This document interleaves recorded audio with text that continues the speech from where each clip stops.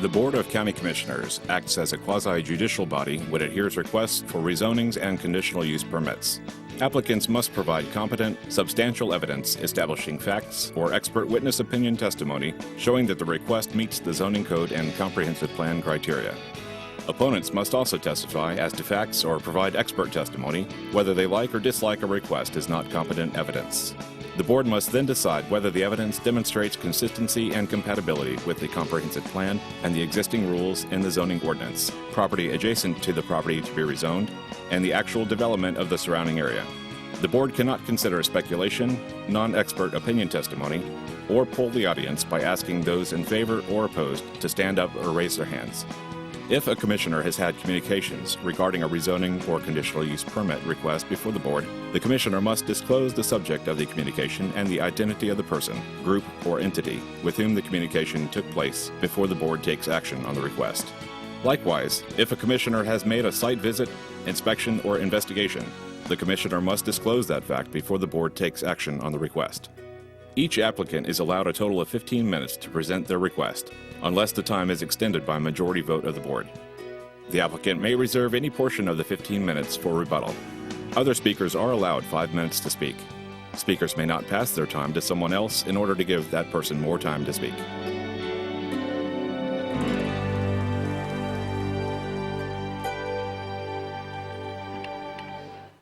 Good evening. It's good to have you with us here on a County Commission meeting on October the 5th, 2017. Commissioner Smith, are you with us?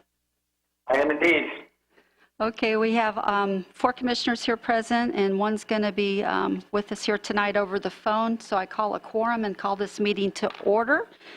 And invocation, Commissioner Barfield. Yes, thank you. I'd like to introduce the Reverend Gary Jackson from St. Mark's Episcopal Church in Cocoa Village. It's a very active church, and I have a personal attachment there. Both my boys went to school there, too, and we used to be members there. So welcome. Would you lead us in prayer, please? All right, thank you for this opportunity. Let's stand and let's gather ourselves for just a moment.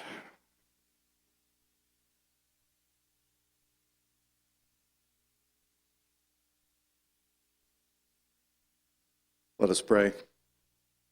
Most gracious and loving God, we give you thanks for the day that is almost past, yet there is work still to do ahead of many tonight. So I ask that you would bless these proceedings, O Lord, that your Holy Spirit would endue these your servants with the spirit of wisdom, justice, and charity, so that justice may be served by all, that the decisions would be made in reference to the common good, and that love and charity would prevail in our land. Send us home tonight, Lord, our separate ways. Give us good rest so that we may rise to serve you on the morrow. And I pray this in Jesus' name. Amen.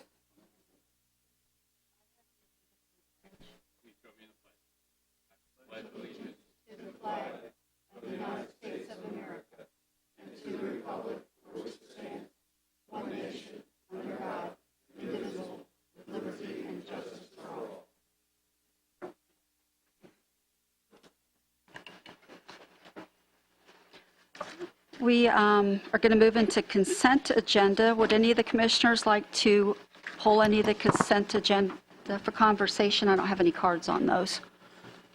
Madam Chair, I would like to pull 2A1 and 2A2. Thank you, Commissioner Tabaya.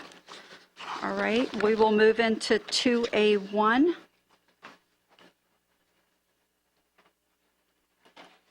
Ms. Reagan?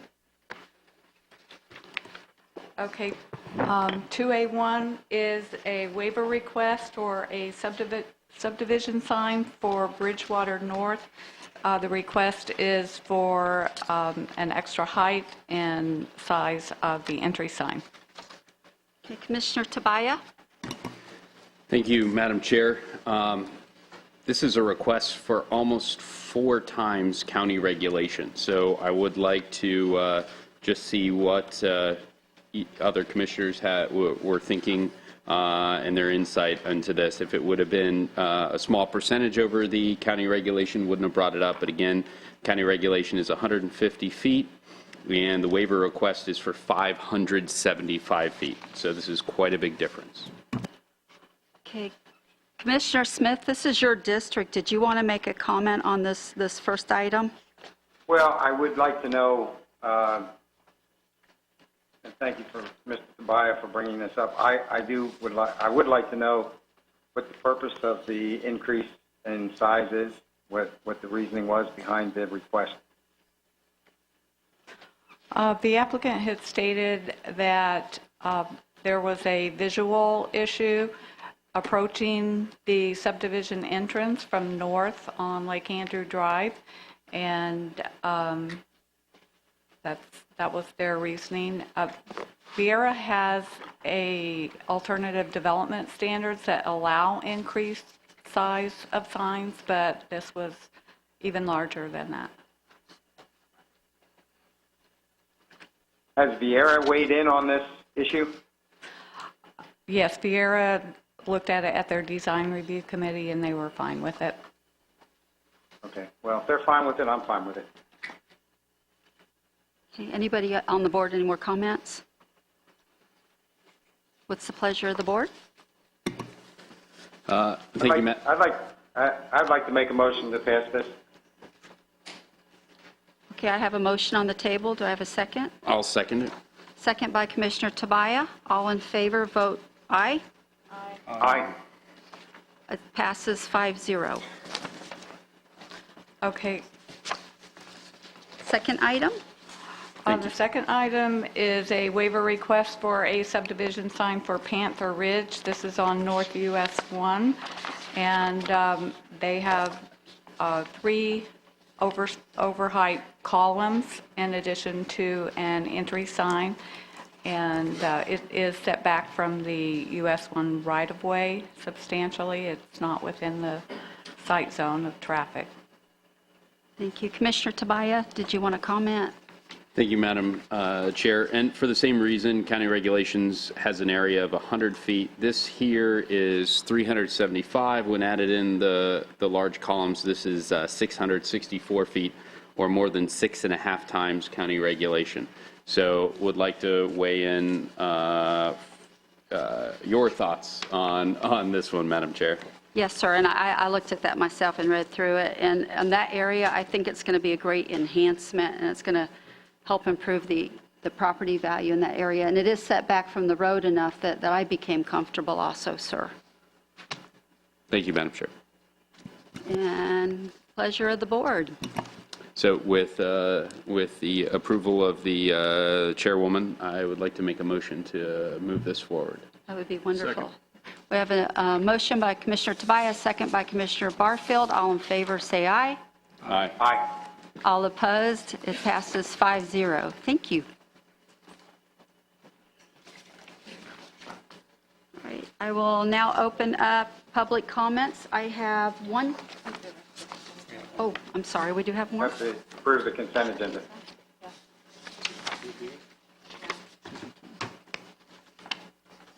Okay, can I have a motion to approve the rest of the consent agenda? So moved. Second. We have a motion and a second. All in favor, say aye. Aye. Aye. It passes 5-0. All right, now I'm going to open the public comment. I have one comment card from Mr. Smith, Steve Smith.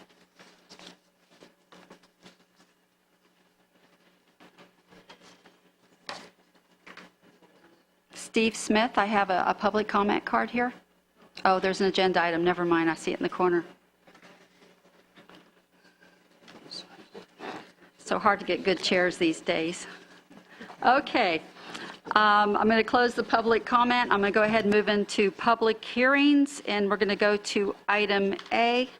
And I do have cards on this item, but Ms. Reagan, if you would go ahead and open it up. Okay, item 4A from Carmine Ferrero. This is a request for a conditional use permit for on-premise alcohol beverage in conjunction with a 2,190 square foot restaurant located at 6555 North Wickham.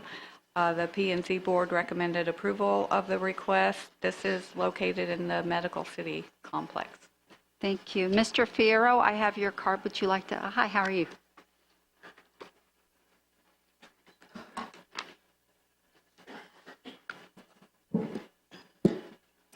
Good evening, Commissioner Pritchard, fellow commissioners. My name is Carmine Ferraro, Carmel Development, located at 3860 Curtis Boulevard, Suite 636, Cocoa, Florida. I'm here this evening in representing the applicant, Charlie Granger's Hot Dogs, who is seeking a conditional use permit for the sale of alcoholic beverages, beer and wine for on-premises consumption. We went through the application process and we filled out the questionnaire, submitted that to staff, and when we received back our comments, I want to just read the summary part of it. Get my glasses on. That the requested conditional use permit for on-premises consumption of beer and wine in conjunction with a 56-seat restaurant and a planned industrial park zoning classification is consistent with the planned industrial future land use designation. The proposed use is compatible with the surrounding area, and the preliminary transportation currency analysis did not indicate that proposed development would cause a deficiency of adopted levels of service. Additionally, as is the case in any of the applications I bring before you, we mailed out to the same radius that the county mails out notices, and we invited people to come in for an informal meeting, which was held at 902 Jordan Blast Drive, Melbourne, at the Public Library on August the 2nd, 2017. And we did not have anybody that attended that meeting, nor did we receive any phone calls either in favor or against our application. So in conclusion, since we are consistent, since we did receive unanimous recommendation of approval from the P&Z, we would ask that you would go ahead and vote in favor of this tonight. I'll reserve any of my time for rebuttal or answering any questions that you might have of me. Do you have any comments from the commission? I make a motion that we grant conditional use permit for alcoholic beverages on its premises. Second. Got a motion, Commissioner Barfield, a second. Commissioner Isnardi, all in favor, say aye. Aye. All opposed? Passes 5-0. Thank you. Okay, items 4B and 4C are companion items, but are two separate action items. Item 4B for Michael Gage is a request for a change to the future land use designation from neighborhood commercial to community commercial on 6.72 acres, which is a portion of a 21.59 acre parcel. The property is located on the west side of North Courtney Parkway across from Chase Hammock Road. The North Merritt Island Board and LPA both recommended approval of the request. I'll go ahead and read the companion item for zoning. 4C is the zoning request to change from AU zoning to BU1 on 6.72 acres and to BU1A on 14.82 acres of the 21.59 acre parcel. North Merritt Island also recommended approval of this request. Thank you. Mr. Gage? Yes. Would you like to comment? I have one other card besides yours.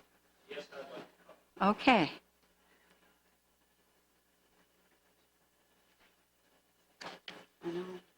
Madam Chair, fellow commissioners, my name is Michael Gage,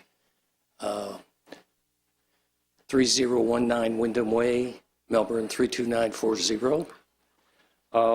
As you know, I have presented to the North Merritt Island Homeowners Association and for the district board there at North Merritt Island, and as you stated, they approved this motion that we are seeking.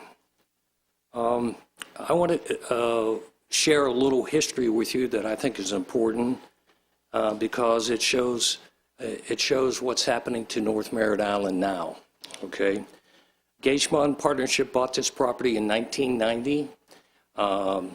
In 2007, we sold off 2 parcels of land for development. One was for Blaine Nelson's Engineering Company, 5 acres, and the other was 88 acres to a church there. During that time, both of those developments had to put in septic tank systems at a high expense cost to have that operation there. With that in mind, looking at the staff report and the comments that came out, I wanted to make a few comments about that.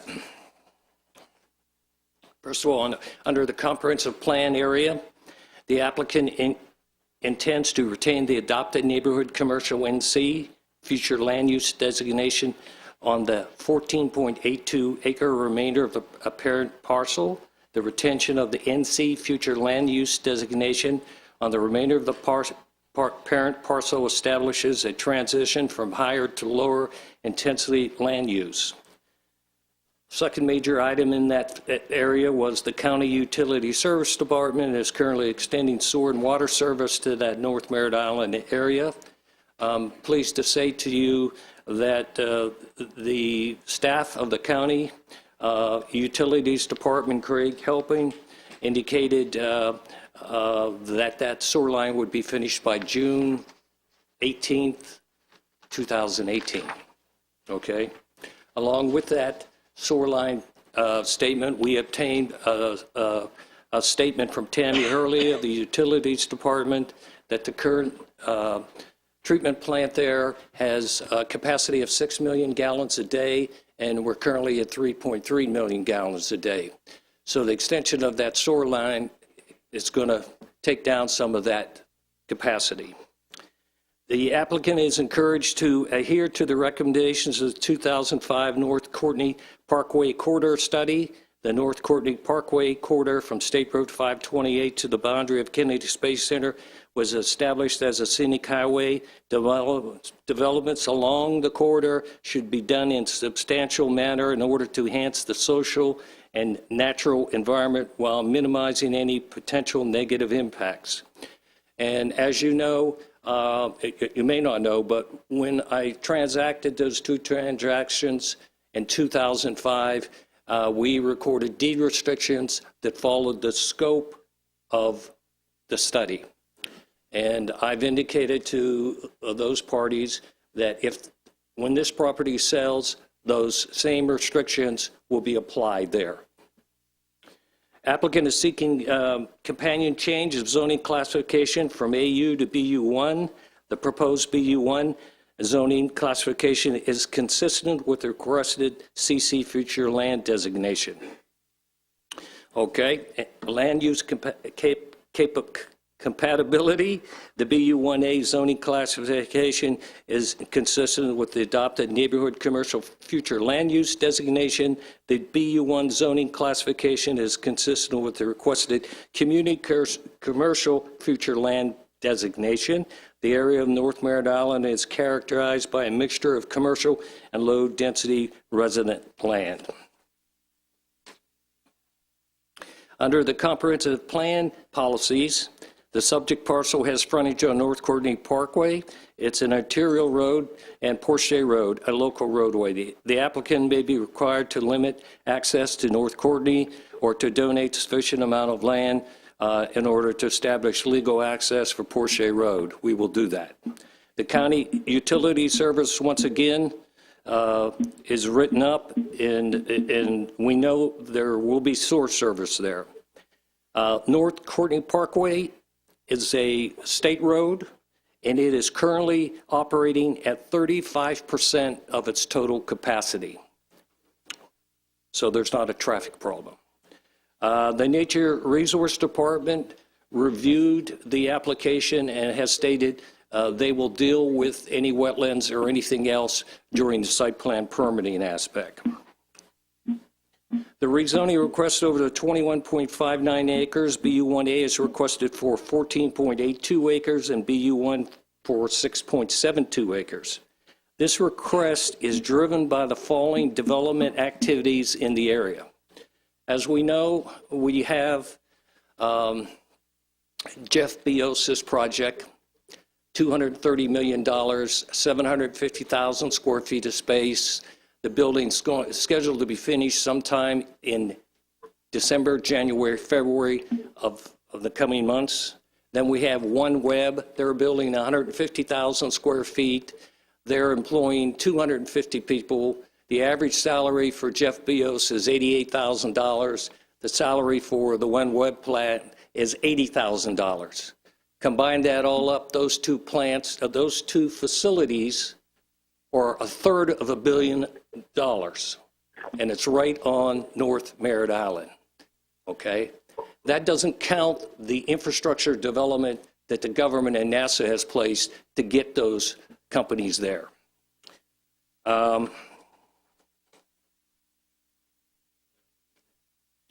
Another development factor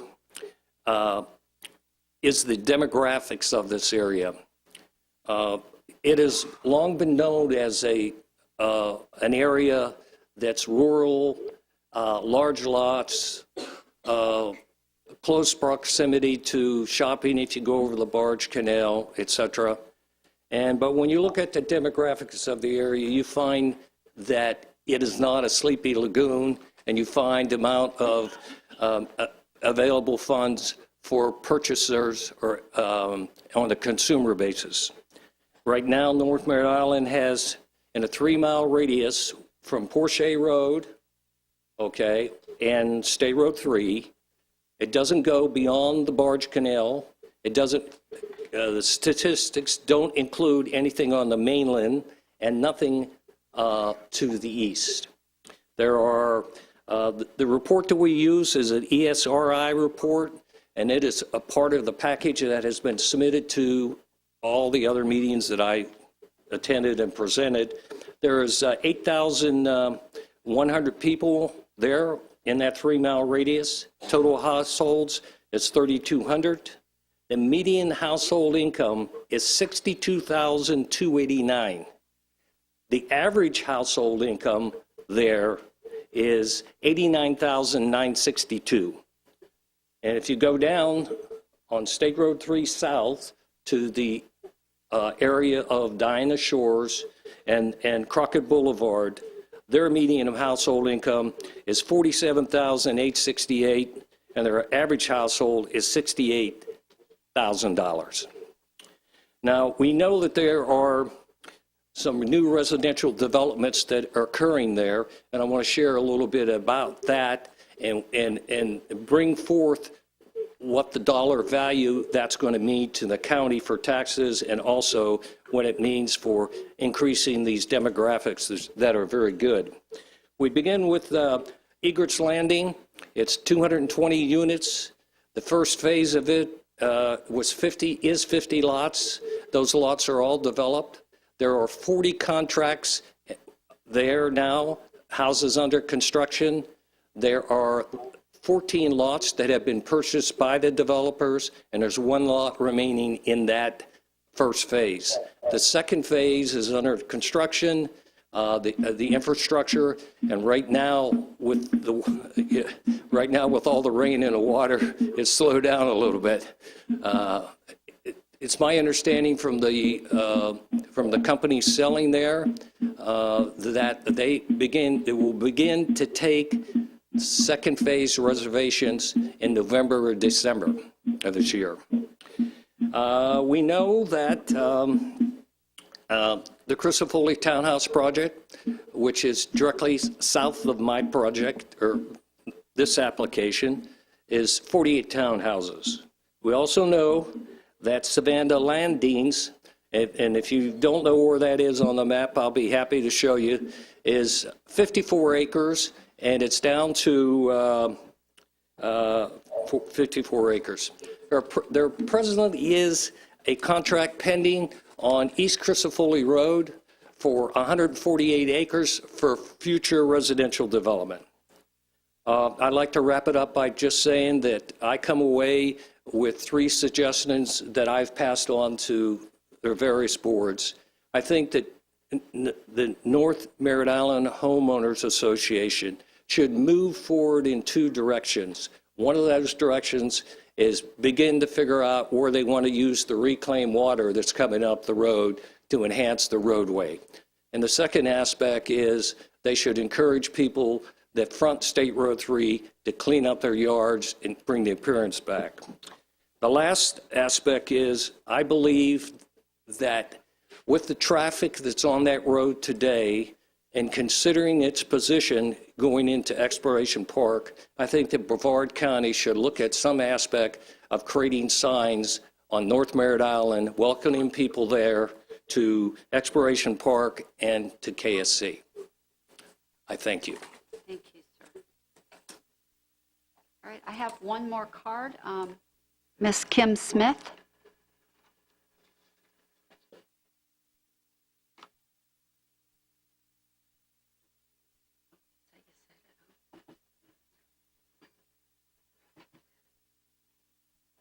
Hi, Miss Smith. If you'd give your name and where you live for the record. Sure. Hi. Good evening, Commissioners.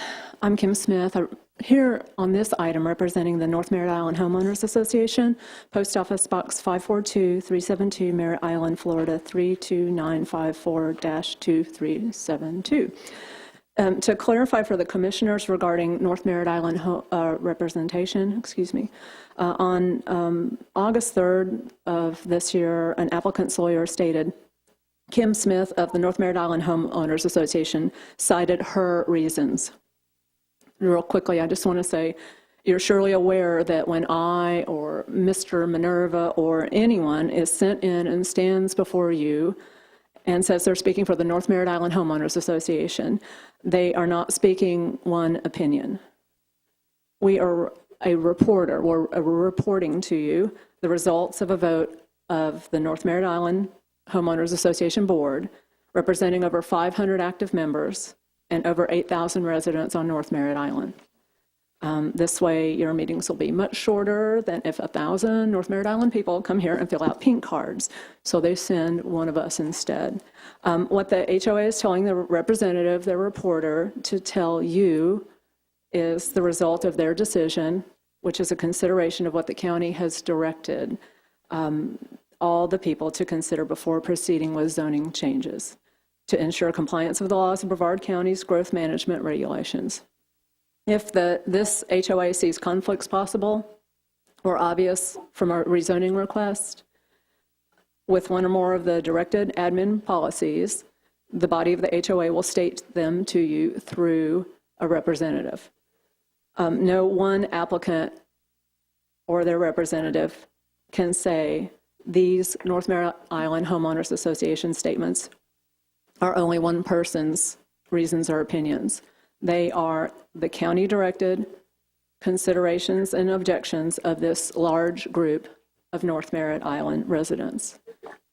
Now, tonight, for Mr. Gage Mongrove Properties, Partnership, the North Merritt Island Homeowners Association did not object to this request as it is in the North Merritt Island Commercial Corridor. Thank you. Thank you. Any comments from the commission? Commissioner Barfield, this is your district. First, I have an administrative question. Do we have to do one of these before the other one, or? Correct, you need to vote on the future land use plan first. B? Okay, D? B. Okay, well, first I have to report that I did speak to Mr. Gage about this, and he was very informative, gave me a lot of good information, and I'm not being timed. No, sir. I'll keep it short, though.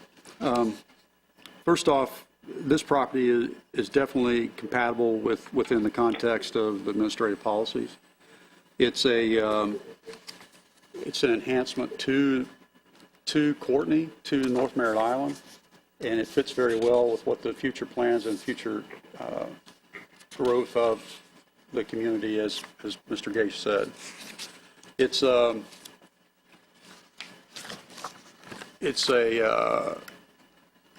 I believe that with the growth, especially with the new businesses that are coming in, it's going to also be good. It makes sense to go ahead and change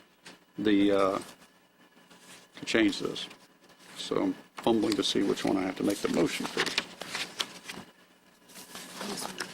I think it's item 4B. 4B. Yes, sir.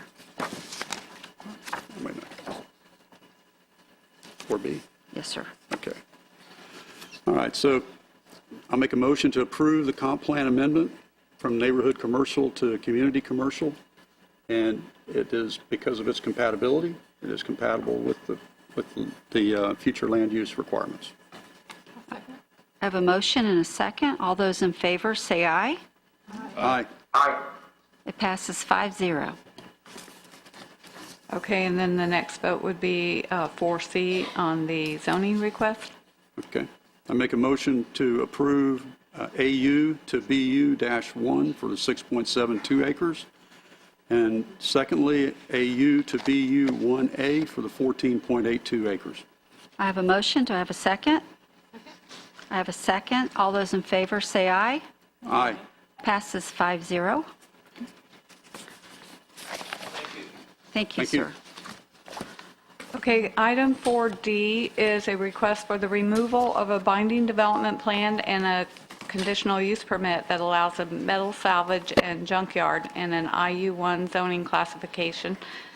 The property is located on the north side of State Route 520, just west of Clear Lake Road. The property is subject to code enforcement due to the requirement of a wall that was not built.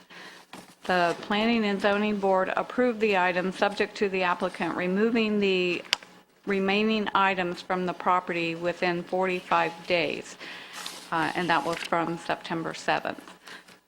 We had code enforcement conduct an inspection of the property on October 3rd, and they noted that there was one junk vehicle, a car left, and a wrecker, and one John Deere tractor. Might be his. Are you Mr. Baker?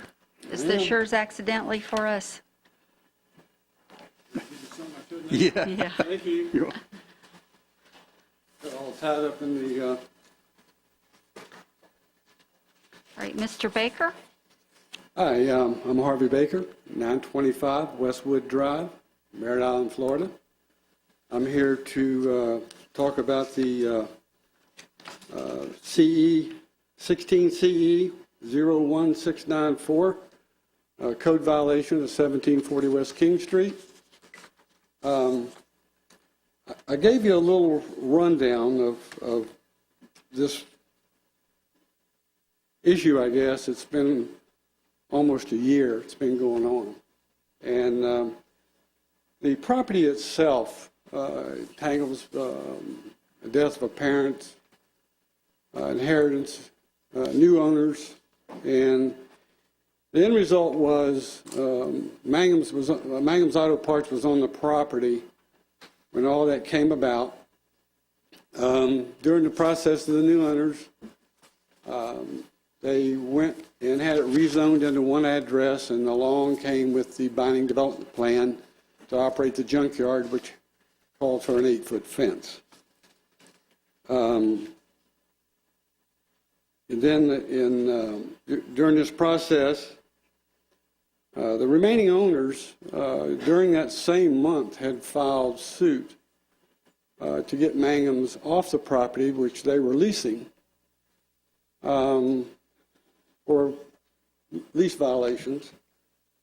But the majority of the property owners did not find out about this code violation until April of 2017. So Mangum's kept that to himself for all that time.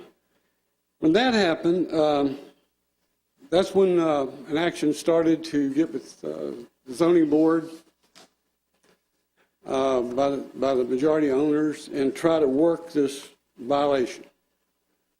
During the process of the violation and the court action, an agreement was made and signed by Mangum's Auto Parts that they would be off the property by August 10th. And they signed this on 26 June 2017, about 101 days ago. After that, we went through the P&C board. We did explain to them at that time that they were in process of cleaning, and they gave them another 45 days to finish this up, which I think today is that 45th day. Attached to that, you'll see pictures I took on October 1, on Sunday, of the stuff that's remaining. The lights are on, the water's running, the office is active, and the computers are working. So you see all the equipment and stuff that's on there. You can see some junk that's been loaded on vehicles to remove. I'm being told that, and from what someone described about the only thing left on the property, I believe if you look at the pictures, there's more than that, equipment-wise, parts-wise, tools, etc. And I do have an email, the one from Jennifer pretty much spells out what's in the agenda today as far as removing remaining equipment, anything associated with the business. I do have an email from Gwen, which is the president of the of Mangum's Auto Parts, saying that code enforcement was here yesterday and to see if the cars were gone. And you can read what was said there. There is a couple of vehicles. Now, as of today at noon, the white car was still there. I'm being told it's gone, but I had to go to a funeral this afternoon, so I haven't been back by there. I don't know what's left. And I understand the swamp buggy has moved next door, I'm assuming temporarily. So what do we get down to is my last question. Is Mangum's in compliance or contempt of the PNC ruling? So that's up to you guys. Thank you, sir. Ms. Reagan, when I was talking to you yesterday about this item, you had mentioned that there is a substantial amount of the items that have been removed off the property, so they're doing due diligence trying to comply with planning and zoning's request. And you had also mentioned that this could be a situation that would make our county attorney a little uncomfortable with the agreement because it would be hard to make sure that this is done if we approve it tonight, correct? Correct. It's hard to place a condition on a BVP for staff or code enforcement to try and enforce after the fact. So our preference would be that either the motion is made to remove the BDP and the CUP in its entirety, or to continue the item if you feel the property hasn't been cleaned up and that we need to make sure that's done before we remove them. Okay, Ms. Bentley, is that? She stated that beautifully. You can't have contingent zoning, so you either need to approve it or continue it if you are concerned about the items on the property. Okay, so it might be the best thing if we table this for a meeting? We'll just table it with you guys or come back at another meeting? Correct. You don't have idea how long that would be? Can we table it to how long would you need to make sure that planning and zoning's? Well, they signed paperwork 101 days ago. Right. To do that, and it hadn't been done yet. So I'm going to leave it up to your choice. PNC gave them 45 days. In the last week... Are you not the applicant? Pardon me? Are you the applicant? Mm-hmm. Okay. I'm just speaking for them. Okay. I don't just own want, the property. I just want to make sure. I don't own the business. Okay. I'm just... my wife, one of the property owners, and right. Nobody else wanted to come before you guys, so... How long would you like us to table this for to give you time to comply with planning and zoning's request? I don't see why they can't finish up by your next meeting. I mean, I really don't. I mean, 2014, they crushed out $100,000 worth of vehicles in 2 weeks. What do you think? Sounds good. Can I have a motion from the commission? Oh, yes, ma'am. I'm sorry. My question is, you're leasing them basically you're leasing them your property or your representative's property. That is being leased to Mangum's Auto Parts, which is really in violation of the BDP because they didn't build an 8-foot wall to stay there. How long are you required, or how did we get to the point to where, I mean, were you guys that initiated the code enforcement? Because if it's an issue between you and... No, we don't know who initiated the code enforcement. It was listed as anonymous, so we really don't know.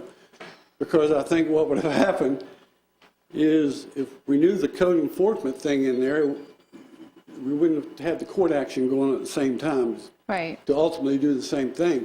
If they'd honored the court documents they signed to remove, I wouldn't be here today. Right. It'd be done. So that's two separate things, but they sort of correlate. I mean, we want to be helpful to you being the property owner and also getting the property into compliance based on our code. Well, that's what but- we're trying to do. We want to get it in compliance. We want to get the stuff removed so everybody's happy and it can sell the property and move on with life. I agree. That's, I think, the object of the exercise. But right now, it's been a rough road to get there. Madam Chair, if I may, when we're talking about continuing it or tabling it to the next meeting, what date meeting would we be looking at? The next zoning meeting would be November 2nd. Is that the meeting that the board has taken into consideration? I want to get it done. I want to get this out of my hair.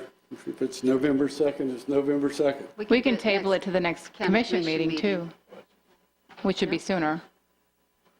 If Well, I that's your think- preference. Would you 30 like, days would would you be- like a week, 30 days, 2 weeks? What would you like, sir? What's the next zoning meeting? It'd be November 2nd. November 2nd. Okay, let's go for that Okay. if it's okay with you guys. Okay. I can't see why they can't comply to remove all this at that time. Do you have a motion to table this to November 2nd? So moved. I have a motion. Do I have a second? I'll second. All in favor, say aye. Aye. Opposed?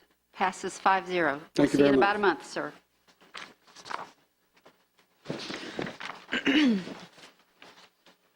Okay, the next item, 4E, is a request by Noel Jor for a change of zoning from SEU to EU2 with a binding development plan limiting the development to a maximum of 40 homes on 26.11 acres. It's located on the north side of Smith Road, just east of North Courtney Parkway. North Merritt Island and the Planning and Zoning Board both recommended approval of the request. No, I'm sorry, denial. Got the wrong one. Also, we have had 48 letters of objection as of 4:15 this afternoon, a petition with 490 signatures against, and 3 letters in support.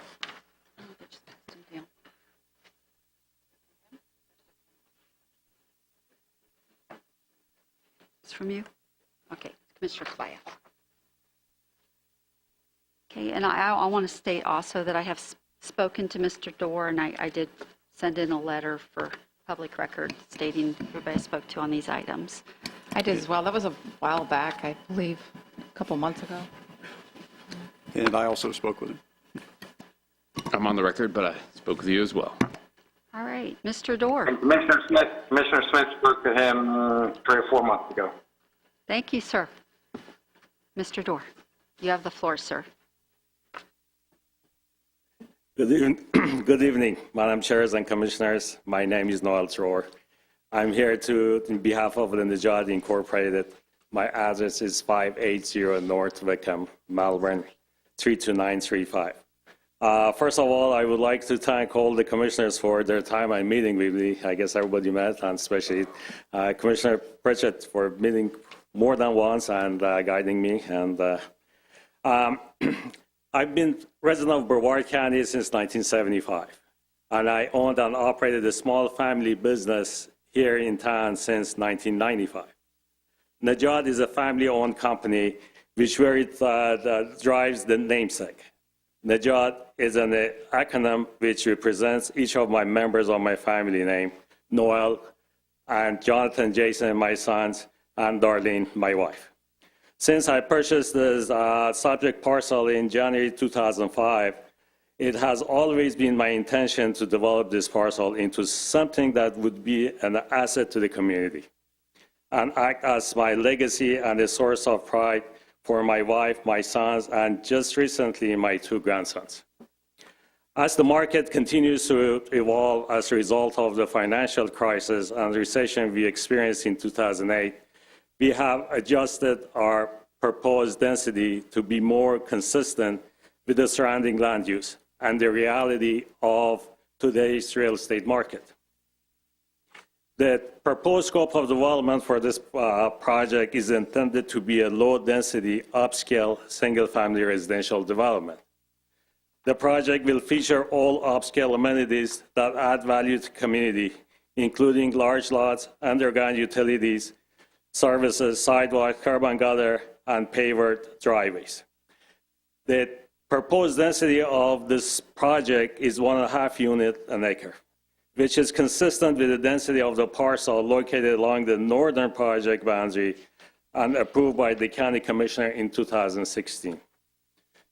The density is also far less than the Cristofoli Enterprise project located 2 miles north of proposed parcel, which was approved by the county commissioner on the last zoning meeting in 2017, August of 2017. The requested zoning is consistent with the historical land use pattern. The requested density is also equivalent to or lower than more than a dozen other communities within approximately 1 mile of the property, such as Palmetto, Seagate West, River Isle, Sunset Grove, River Oaks, and Sunset Lakes. The proposed density is also consistent with the comprehensive plan. Existing zoning to the north is EU2. To the west is institutional, and to the south of Smith Road is a planned industrial park. Proposed EU zoning will be a transitional zoning from EU2 to the north to existing zoning along Smith Road. Proposed parcel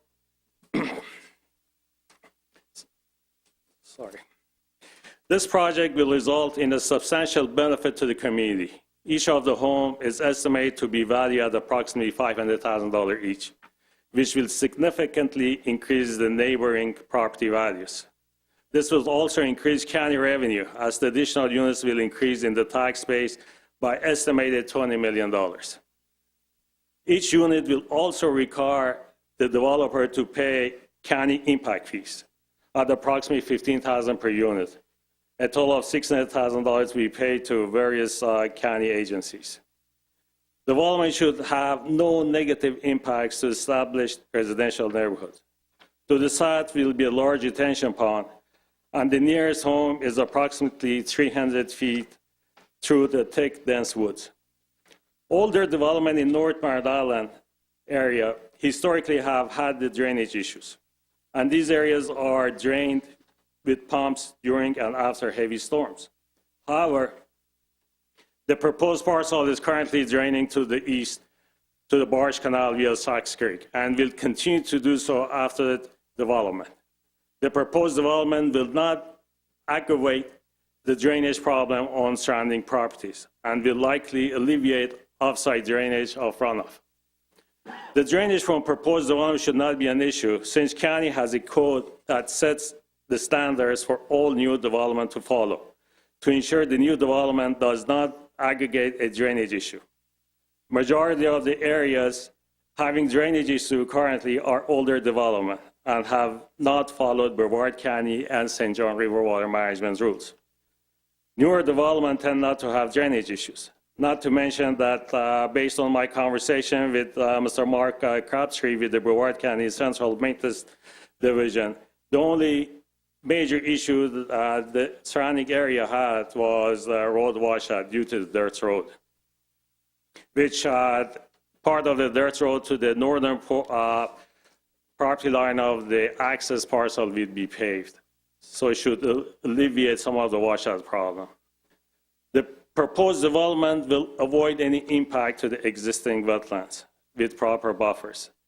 The current traffic volume for the North Courtney Parkway is 35% of the maximum acceptable volume, and there are no known traffic issues for this area.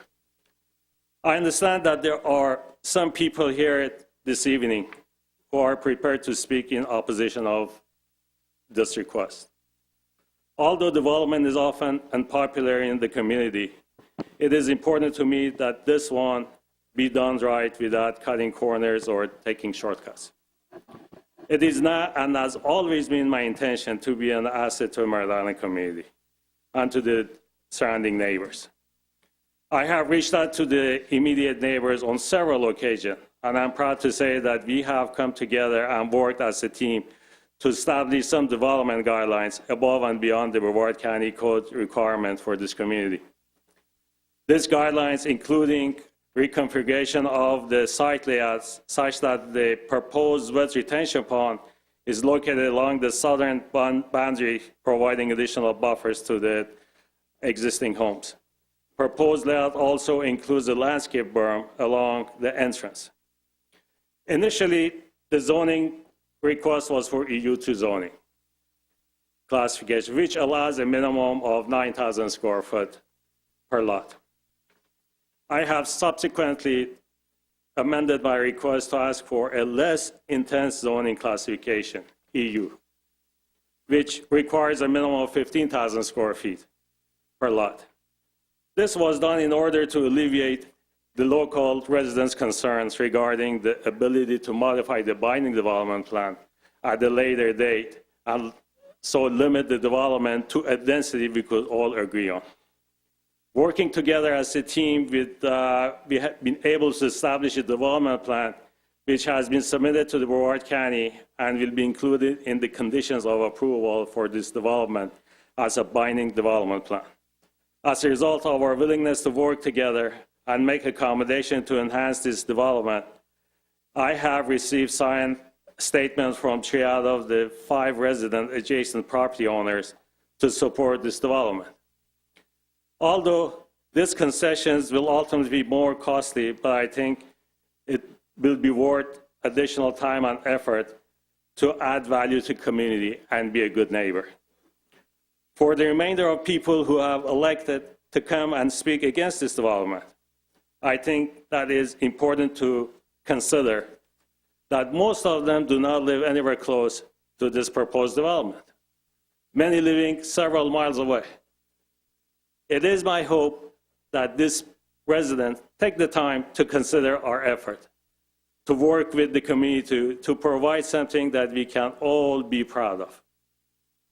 In closing, I'm requesting that the Board of County Commissioners consider and approve my rezoning request to an EU classification with a binding development plan to maximum number of lots to 40 lots. As the owner, I've taken several steps to revise the development program above beyond the Brevard County minimum to add features that will benefit my neighbors and incorporate their property values. And I'm happy to say that I have received support from some of the residents. The development is consistent with the comprehensive plan. It's consistent with the neighboring density and land use, and will meet all Brevard County road, drainage, water, sewer, and environmental requirements for development. The proposed rezoning request will also maintain an acceptable level of service on local roads and is consistent with the future land use and the comprehensive plan. For this parcel, lastly, the proposed zoning will be consistent with the administrative policies in the future land use element, which establishes the expertise of Brevard County staff who have approved and supported this project with regards to zoning and land use issues and criteria for considering rezoning. I hope it will be our community. I hope that you will see the project as the asset it will be to our community and will grant approval for the rezoning request. Thank you for your time and consideration, and I'd be glad to answer any questions you may have. Thank you. Okay, we have 20 cards for this item, and we have 40 cards altogether tonight. So I'm going to call you up, and if you would, get ready to come up one after the other. And perhaps if somebody's spoken some things that you already agree with, you can say you agree with that speaker, maybe to help keep our time a little bit more efficient tonight. But Tammy Debut, if you would come up first, and John Henston, if you would get ready to come up next, that would be great. Ma'am, if you'd state your name and address for the record. Good evening, commissioners and staff. My name is Tammy Dabu. My address is 170 Grant Road, Merritt Island, Florida. I am physically located less than a half a mile from Mr. Doerr's proposed site. So I am in the immediate vicinity and have been a resident here for over a decade. I wanted to briefly mention that my background is previously for decades working for the Florida Department of Environmental Protection and in addition to that, with the U.S. Army Corps of Engineers. My specialty is in wetland delineation, threatened and endangered species, looking at drainage, and so forth. So I am quite familiar, having worked with these two agencies for in excess of 25 years, with the importance of proper zoning, proper use of land. I personally don't oppose anyone doing anything on their land with the right zoning in the right location. Unfortunately, tonight, Mr. Dwyer, I don't support you with what you're proposing to do because it's not conducive to what our forefathers thought from the get-go. When we put zoning and comprehensive plans together way back when, we did it for a reason. We looked at the land, we looked at the soil, we looked at hydrology, and we looked at what is the proper land use. Proper land use for this particular parcel with the amount of wetlands that are on there and the drainage problems that we all have in this area is not conducive to reduce that zoning to allow more residential use. It's not the right place at the right location. You can't compare this location to Chrysophiles that we recently approved. They're entirely different parcels. The shoe doesn't fit in this particular spot. It was okay for Chrysophiles, just like it was okay for Gotch development. In this particular location, the amount of wetlands, the amount of flooding that the system is already inundated on a regular basis on a good portion of the property, and due to other instances, for instance, traffic at Grant, Smith Road, and Courtney, because Grant goes to the west, Smith goes to the east, and Courtney north-south, that intersection has numerous accidents on it. Unfortunately, there is not an arrow for cars that are going southbound to turn east onto Smith. And so there are accidents at this intersection. There is no right turn lane for folks to turn going northbound on Courtney to turn east onto Smith. Increasing traffic on these roadways will increase accidents and cause harm to our public health and safety. So I'm here before you as a resident that cares about our environment, that cares about our public health and safety, and I am pushing or encouraging you to take a strong look at all of our public health, safety, and welfare. That's what you're here to do, and not approve this request. Thank you, ma'am. Mr. Shantens and Jack Kirsch. Thank you. I have little names like Smith and Jones. Thank you, sir. Good evening. Good evening, Commissioners. Thank you for this opportunity. I am John Shanson. I live at 7105 Briar Oak Drive, North Merritt Island, and I've lived there since 1980. Recently, you published the annual report 2016, year in review. And it says, backed by a half-cent sales tax approved by the voters this past fall to save our Indian River Lagoon, the initiative will invest an estimated $340 million to clean up the lagoon. And we spent another $1.7 million on flood pumps on Pine Island Road to take care of flooding north of East Chrysophiles. And of course, we're proposing to spend more flood pump money to the mosquito impound, which is directly adjacent to this property, to prevent flooding, which we've all experienced since Irma, even before Irma. As a matter of fact, Pine Island Road is still flooded. But that is countering what you're spending here out of our sales tax initiative. Because when the flood pumps kick in, it goes right to the river. And everything that's in those canals and everything in that swampland or in the farmland goes directly into the river. So it's counterproductive.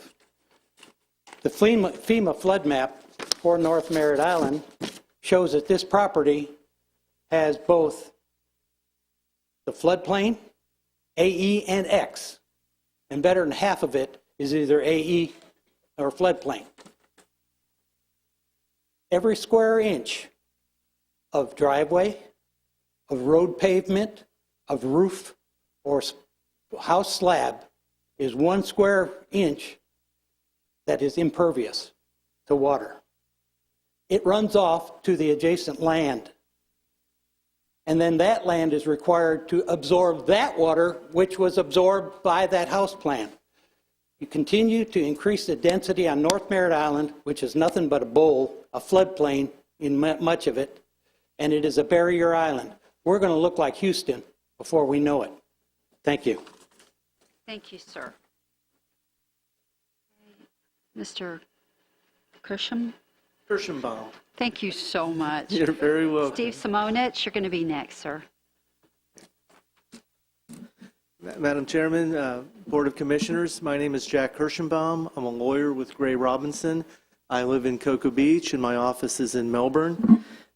As you know, there was a binding development plan that was entered into on March 10th of 2005. And that binding development plan allowed the applicant to have 18 one-acre lots.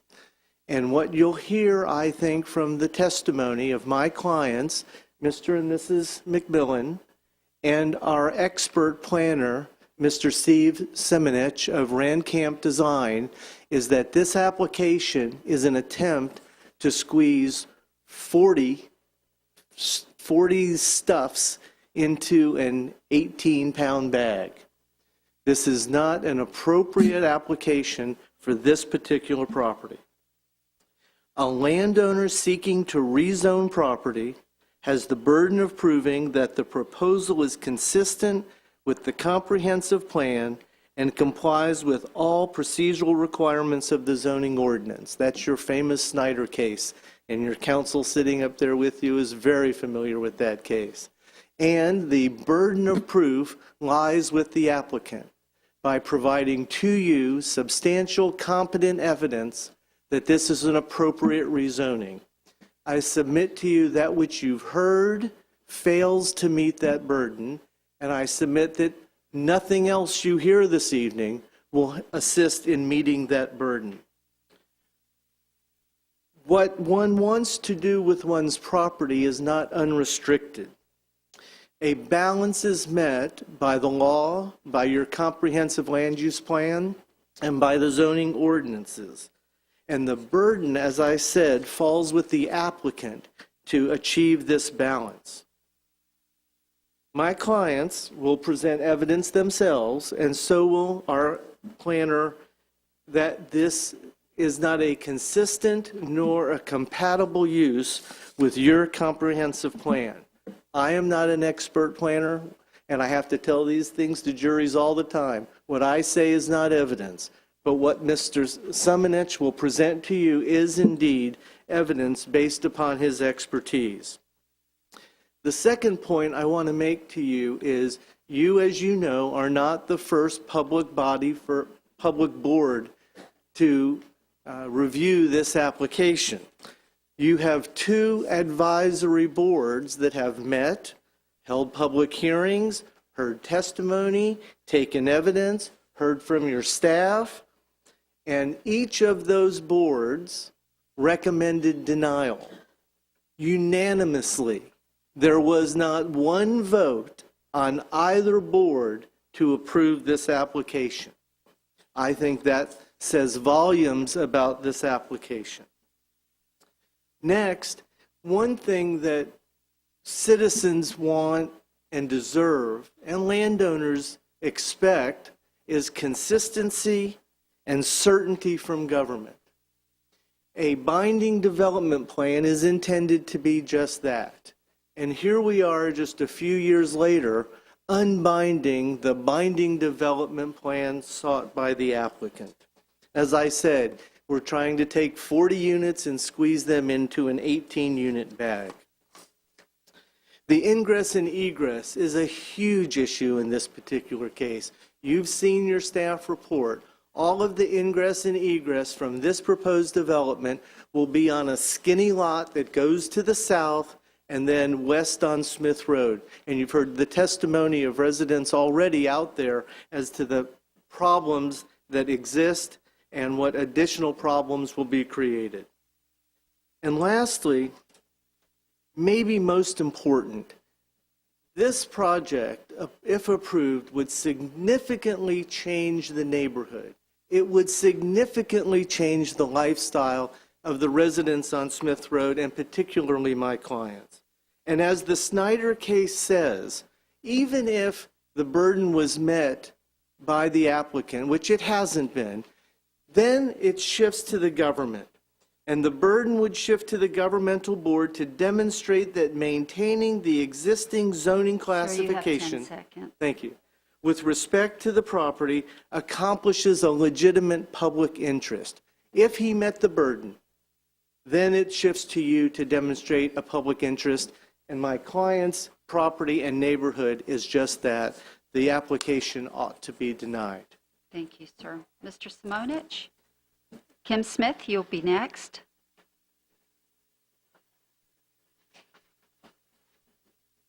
Good evening. Steve Simonich, 2816 South McDill Avenue, Tampa, Florida, 33629. I was retained by Mr. McMillan and Mr. Kirschenbaum to provide my professional assessment of this rezoning. My expertise is in the field of land planning. I'm an expert witness in court, and I testify on behalf of property owners in trials to determine the highest and best use of properties. In addition, I've worked for 13 years with land planning firm of Rank Camp Design Group, dealing with projects over 500 acres, 500 unit subdivisions, commercial, industrial, you name it. So my assessment of this property is one of, obviously I'm an advocate for my client, but it's one of kind of mediocre nature of, in general, planning. So let me kind of go over a couple things that I find to be a little troubling with this application. One of the concerns that I have is that the application before you prior to the amendment, it was previously an EU2 zoning. And as the applicant indicated, that was 9,000 square foot lots. And he had just testified that I guess that it's going to be now a burden on him that he's going to rezone it to EU, which now has a 15,000 square foot lot requirement. I'd like to remind the board that that is not the case. His previous application was bounded by a 15,000 square foot lot minimum and with 40 lots. So he's still getting 40 lots and he's still getting 15,000 square foot lot sizes. So I don't see any concession on the applicant's part in regards to that. In accordance with section 62-1255 of the Land Development Code, the code actually deems this property to be inconsistent, or this EU zoning inconsistent.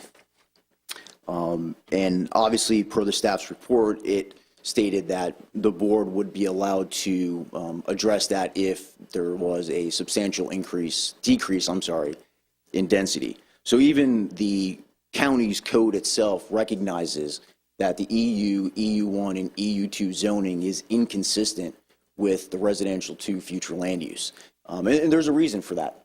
And obviously there's ways to get around that, which I believe the applicant is trying to do today, but I don't believe that there is enough concession on the applicant's part to meet that criteria. The applicant's requesting 40 lots. He currently has an approval for 18. Something around the lines of 25 to 30 would be a little bit more consistent as a transitional use from the northern adjacent property to the properties to the south, which are 2.5 acres. Just because the property to the north was rezoned with EU2 does not necessarily make this property owner's property EU2 as well. One of the other concerns is that the transition from the EU2 to my client's property, I don't think EU is enough either. I mean, it's really the density. It's not the lot size. It's the amount of trips that are going to be put on Smith Road, not necessarily Courtenay Parkway.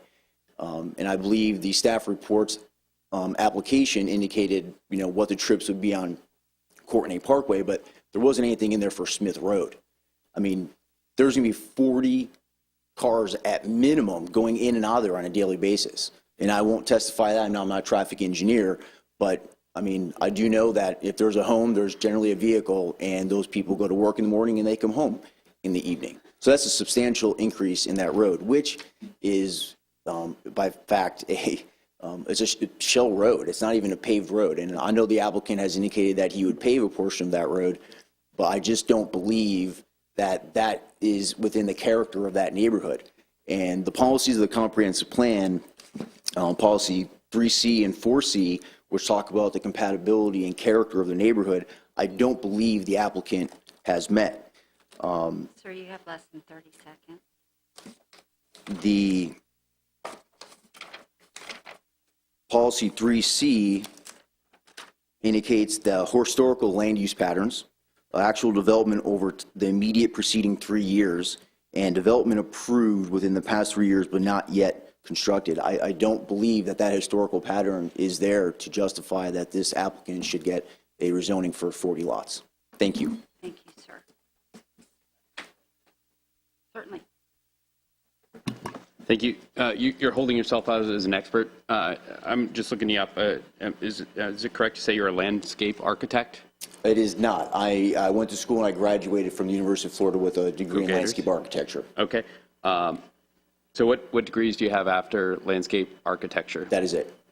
Okay, so, and according to Wikipedia, landscape architecture is the art and practice of designing the outdoor environment, especially designing parks and gardens. Is that correct? That's correct. Thank you. Ms. Smith. The next name is Earl McMillan. And then Nancy McMillan, you'll be next.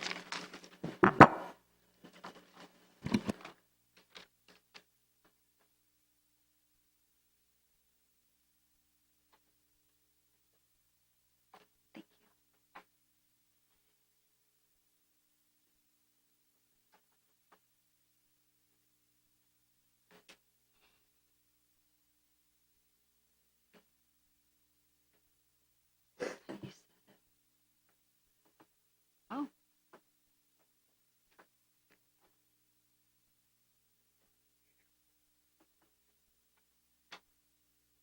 Ms. Smith, if you'd give your name and address again for the record. Yes, my name is Kim Smith. I live at 5390 Judson Road, Merritt Island, Florida. I have a letter here that was sent to residents of North Merritt Island from Randall Holcomb, who is a DeVoe Moore Professor of Economics. I'm going to read it to you. It has some fantastic information. He did not accept a fee for this consultation because, as he explains at the end of the letter, there's information here. He'll want you guys to know about this too. He wrote that the accepted wisdom on this among academic economists, which is residential vice commercial development, is that taxes levied on residential development do not cover the costs of providing government services to the development. So costs are shifted to existing taxpayers. Higher density development pays a lower share of its infrastructure and service costs. In contrast, taxes on commercial development more than pay for the services associated with it. The common sense behind this is that residential development brings with it demands for schools to educate children who live there, police, fire services, and infrastructure associated with development. Meanwhile, property taxes on commercial development are in general higher than for residential development. Multifamily development tends to impose the highest fiscal costs on a municipality, because more residents live in multifamily residences relative to the taxes paid.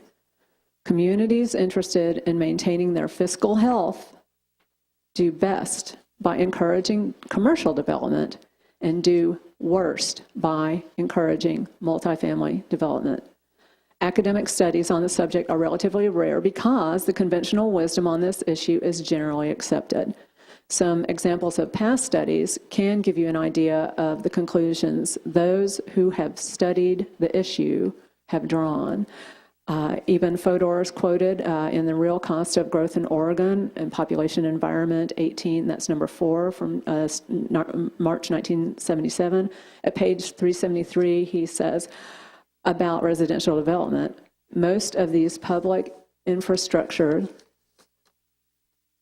costs are distributed across the entire population of a community through property taxes or general obligation bonds, whereas the benefits of these investments accrue primarily to the new development.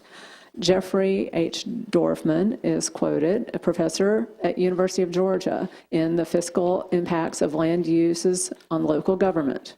This is for you folks. April 2006, he says, while commercial and industrial development can indeed improve the financial well-being of a local government, residential development worsens it. He goes on to say the cost of providing services exceeds the revenue generated by the new houses in every case studied. That blew me away. The conclusion that residential development has a negative fiscal impact on municipal governments, whereas commercial development has a positive impact, makes sense when you consider that, number one, property taxes tend to be higher on commercial development, and two, the government services are provided to residents, so more residents mean higher costs. Because multifamily residences tend to have more people living in them relative to the value of the residents, multifamily has the greatest negative fiscal impact. In short, the higher the density of residences per acre, the greater the potential negative fiscal impact. He stated, this is Professor Holcomb, he has taught public finance courses at Florida State University for 29 years, and he is interested in these development issues over that period, not only because of his teaching, but because of Florida's experiences with growth management programs, going back to the Growth Management Act of 1985. And this is a notarized copy of what he sent them, and you folks have got copies of that. Thank you very much. Thank you, ma'am. I do as well. Commissioner Snarty? I'm sorry, I don't know if you had your light hit first. Now, is this your testimony that you agree with this letter, or is this because... I'm reading this letter into the record and reading it to your folks because it blew me away how much these folks were saying. Well, the reason why I ask is because everybody that speaks is supposed to provide testimony, either, showing that this is a good project because of X and your evidence, or Y and your evidence. And this is written by somebody else. That's why I'm asking, just for the record, if this is your position, because his position basically is that he doesn't believe that residential development has a positive impact as opposed to commercial. So if your position is that you prefer commercial development, that you do or don't like resident, I would just like to know your position for the record. His conclusion, and what was amazing, the evidence that he presented to us, was that it's the next to last paragraph in the letter. The higher the density of residences per acre, the greater the potential negative fiscal impact. And I agree, and I appreciate you reading that into the record, but he's not here to testify, and and that's why there's this notarized copy that I have here, and you folks have a copy of that. But this is a letter. This is a letter to somebody else that's either going to speak, or a representative, or someone else that has a position. So, again, I just ask that if you're reading this on behalf of somebody else, you can't testify on behalf of somebody else. I agree with what he said. Okay, that's all I needed. Okay. Thank you. So sorry about that. Thank you. That's okay. Thank you. Ma'am, was just one quick question. Was Dr. Holcomb aware of this property when he composed this letter? That I'm not sure of. I would say yes, he is. It was you would say research. Yes, we were researching whether this would be a good thing or not. And so he was contacted, and this was his opinion. So do you find it kind of unusual that a renowned economist doesn't cite the specific property in his analysis? On top of that, he mentions as something, it looks like a Georgia land use study in here. The reality of the way that revenue is derived from taxable value is different in the state of Georgia than it is in Florida, quite different. Property taxes are different. Georgia has a state income tax. The Florida does not.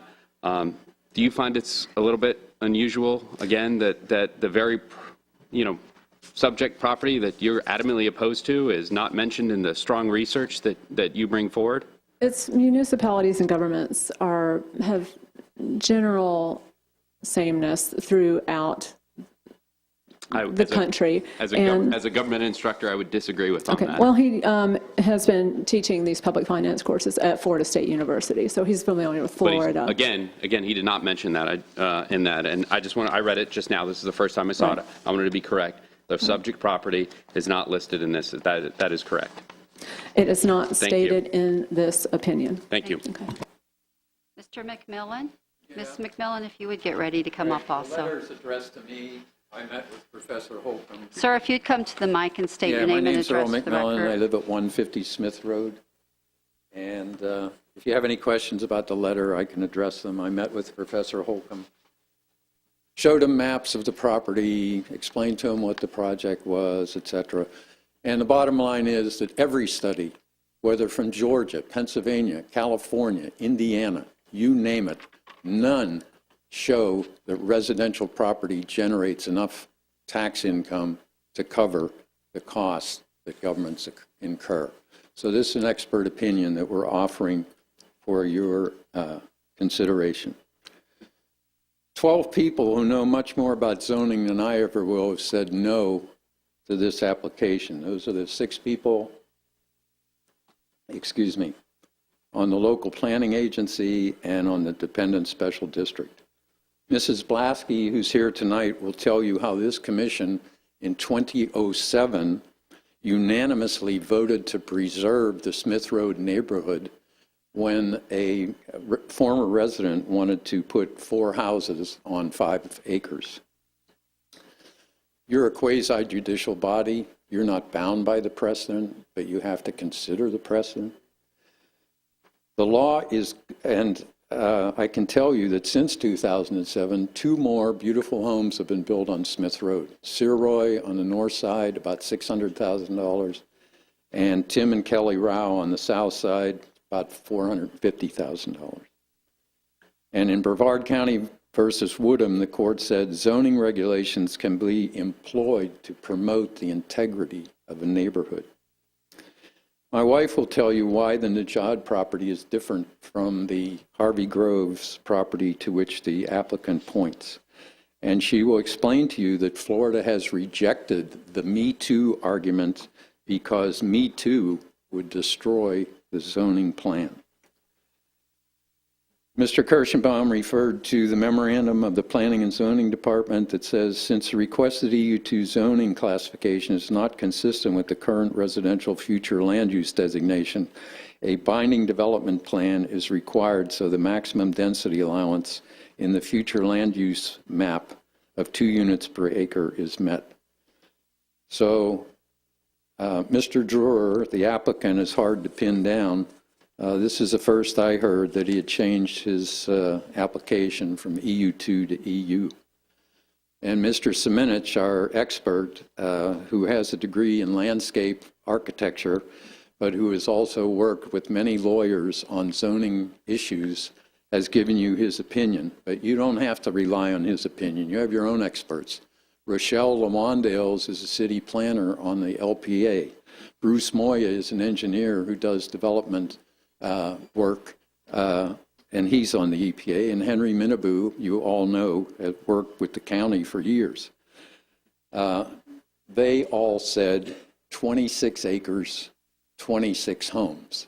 They asked the applicant several times during that hearing, would you consider 26 homes on 26 acres? The applicant refused. And one of his reasons was, I can't make money with 26 homes. Well, the law is clear, and again, from a Brevard County case, a zoning ordinance is not invalid because it prevents the owner from using the property in the manner which is most economically advantageous. If the rule were otherwise, no zoning would ever stand.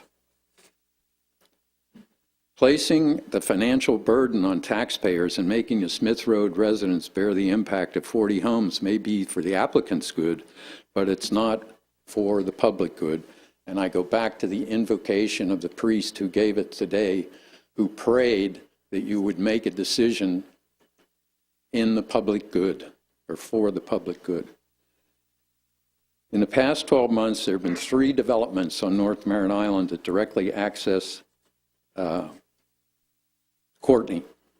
They will generate in a year, if each resident generates the accepted 9 vehicle movements per day, 1,070,000 plus vehicle movements on Courtney.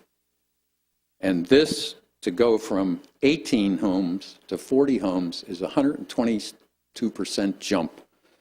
To go from 26 to 40, which the LPA recommended, is a 54% jump.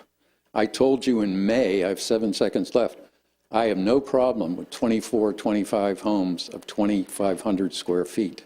And I don't have any problem with that today. Thank you. Ms. McMillan? And Chris Minerva, if you'd please come to the front and get ready. Thank you, sir. Good evening. My name is Mary Nancy McMillan. I live at 150 Smith Road, Merritt Island. The applicant has claimed that it should have the same zoning as Harvey Groves property to the north.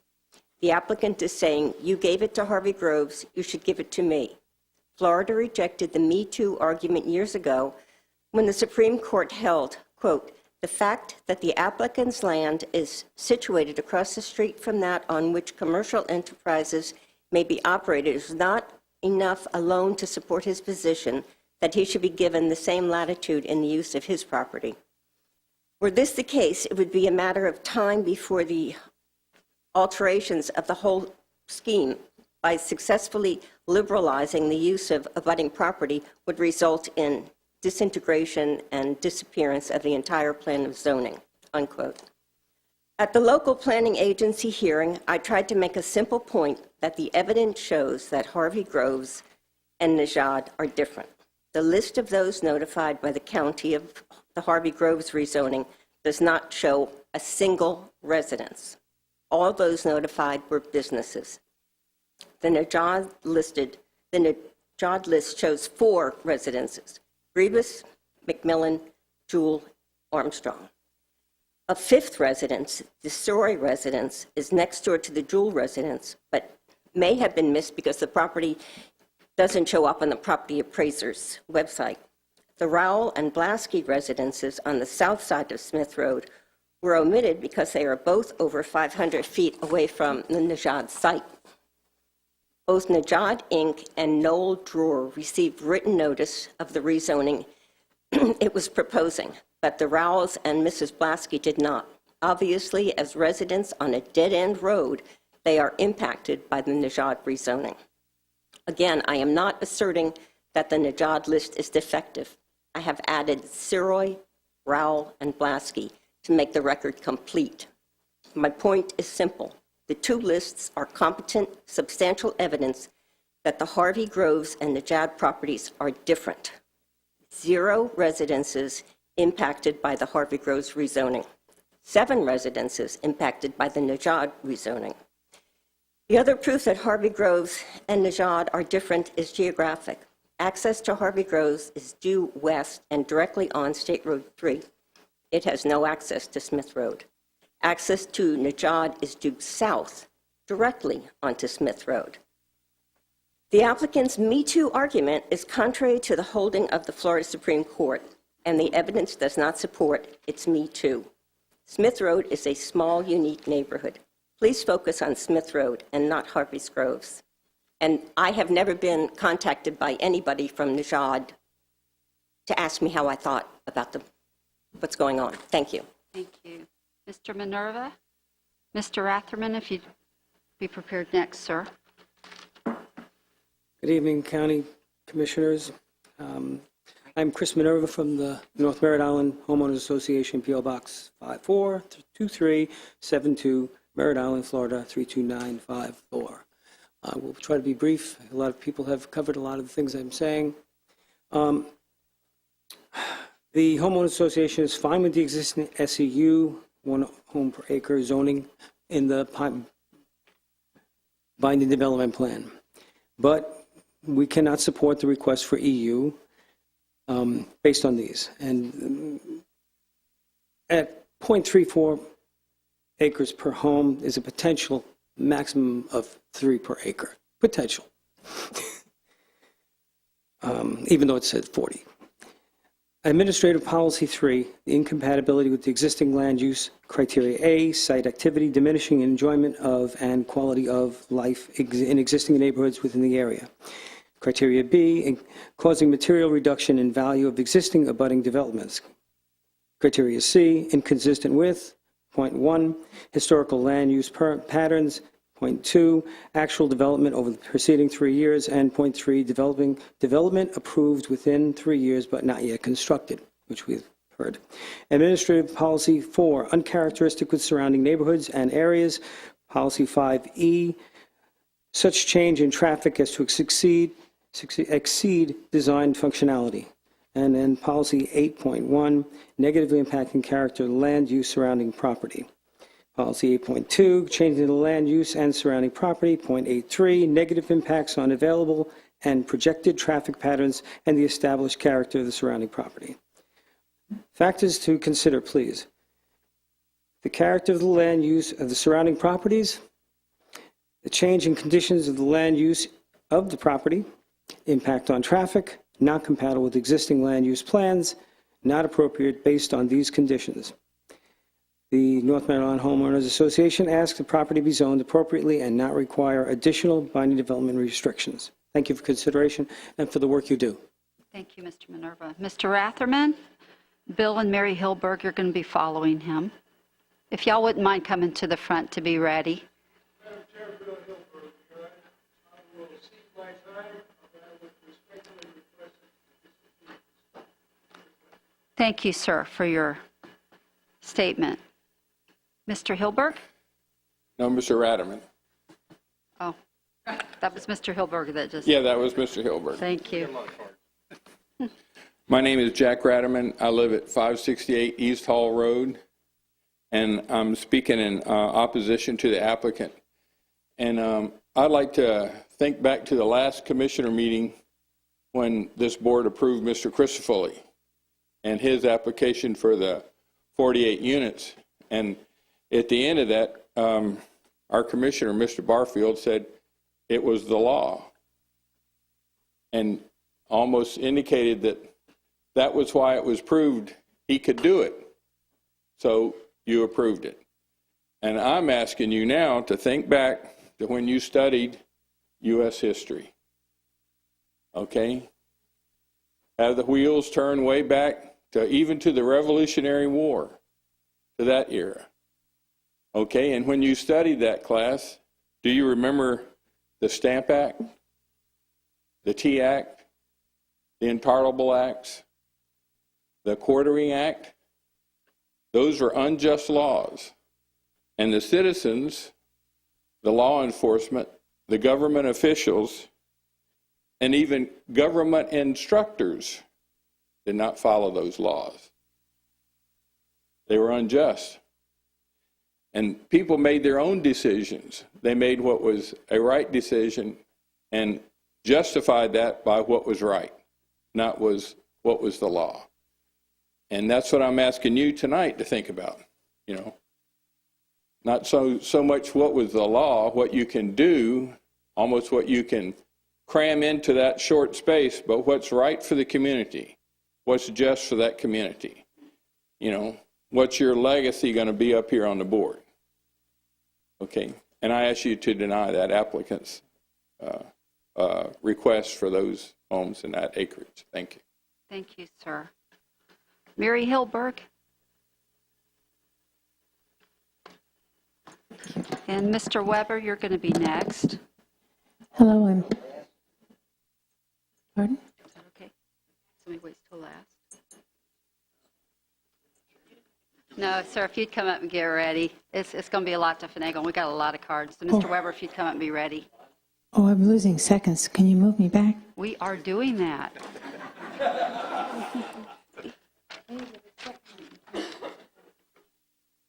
If you would just hand them up here, we'll pass them down so we'll save some time. Figure out how to work the button. Thank you, dear.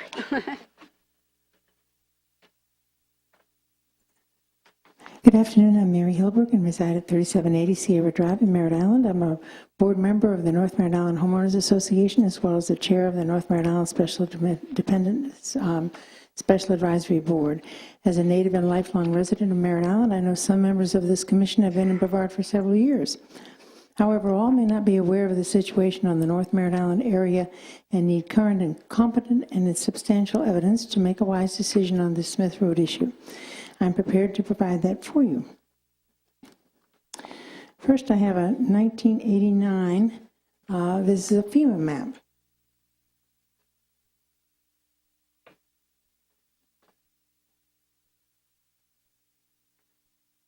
This is a FEMA map of the area, and as you see the darkened area here, this darkened area here is flood area, and the darkened area over here is flood area. This area right here I've done with little post-its. This is the subject area. Now, because that's very small, I've made a bigger copy of it.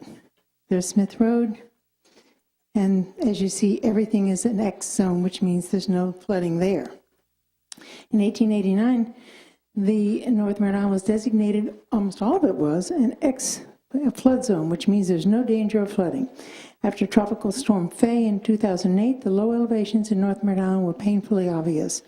In 2012, the North Merritt Island Homeowner Association invited Frank Scarvalis, the Director of Flood Management for Brevard County, to explain the new FEMA designations. He brought maps and answered questions. In 2014, a change happened.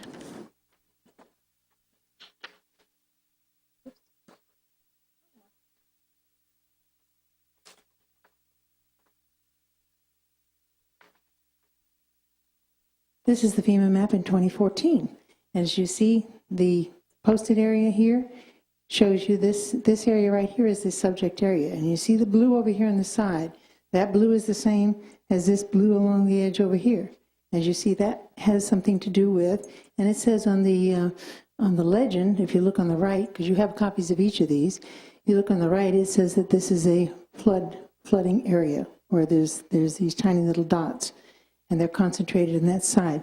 And here, because it's so small, I made you a bigger copy so you could see. And I've outlined the subject property so you can see exactly what it is. All this over here is flooding property.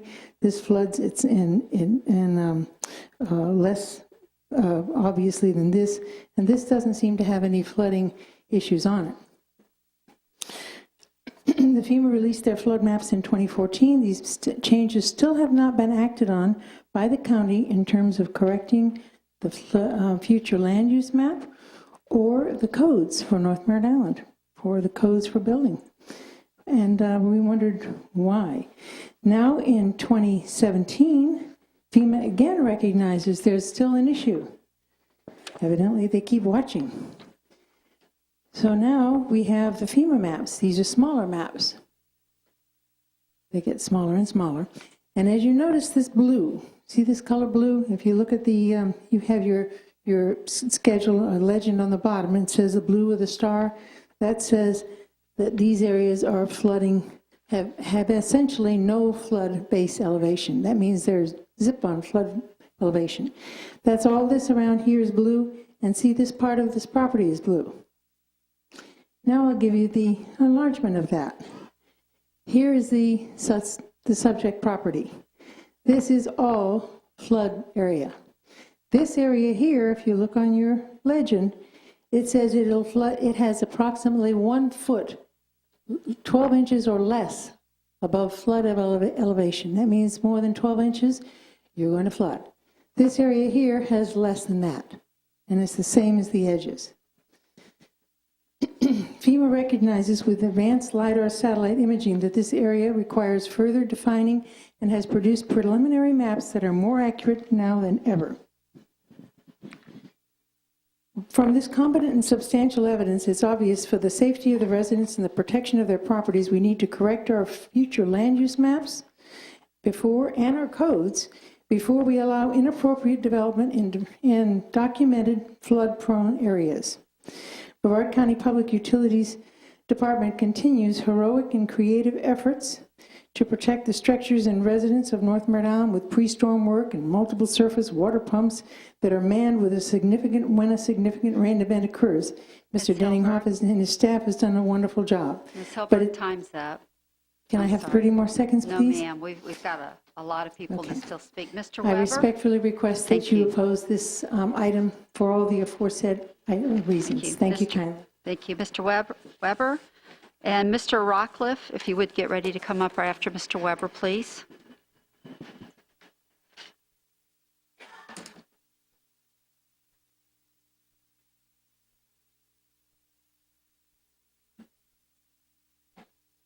If you just hand them up, so we'll pass them out. You just hand them up, we'll pass them out. Thank you.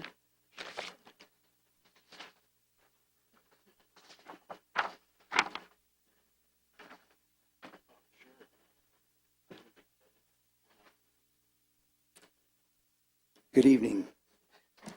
My name is Marty Weber. I live at 3450 North Tropical Trail in Merritt Island. I am within 3/4 of a mile of the development land parcel we're talking about. I go left on Grant Road instead of going right on Smith at the intersection of Courtney, Grant, and Smith Road to get to my property. I'm going to summarize a bunch of what I have on this piece of paper for you because of the time. First of all, we don't need to talk about the intricacy of the changes that Najad has asked for. He's asked for 3 different things. First, he wanted to relieve the BDP. Then he wanted an EU2 zoning. And now he's asking for EU zoning. So what makes us even begin to think that he will adhere to something that he agrees to today? Secondly, on August the 4th, the property north of him was approved for a different zoning.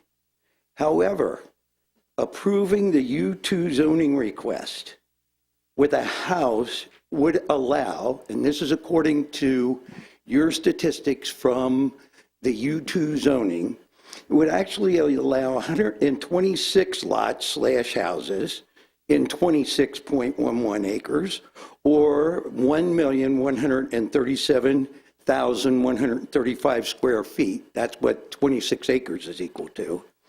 And therefore would support that number of houses and 1,500 square feet with that zoning. Obviously, you have to take out things for infrastructure and so on.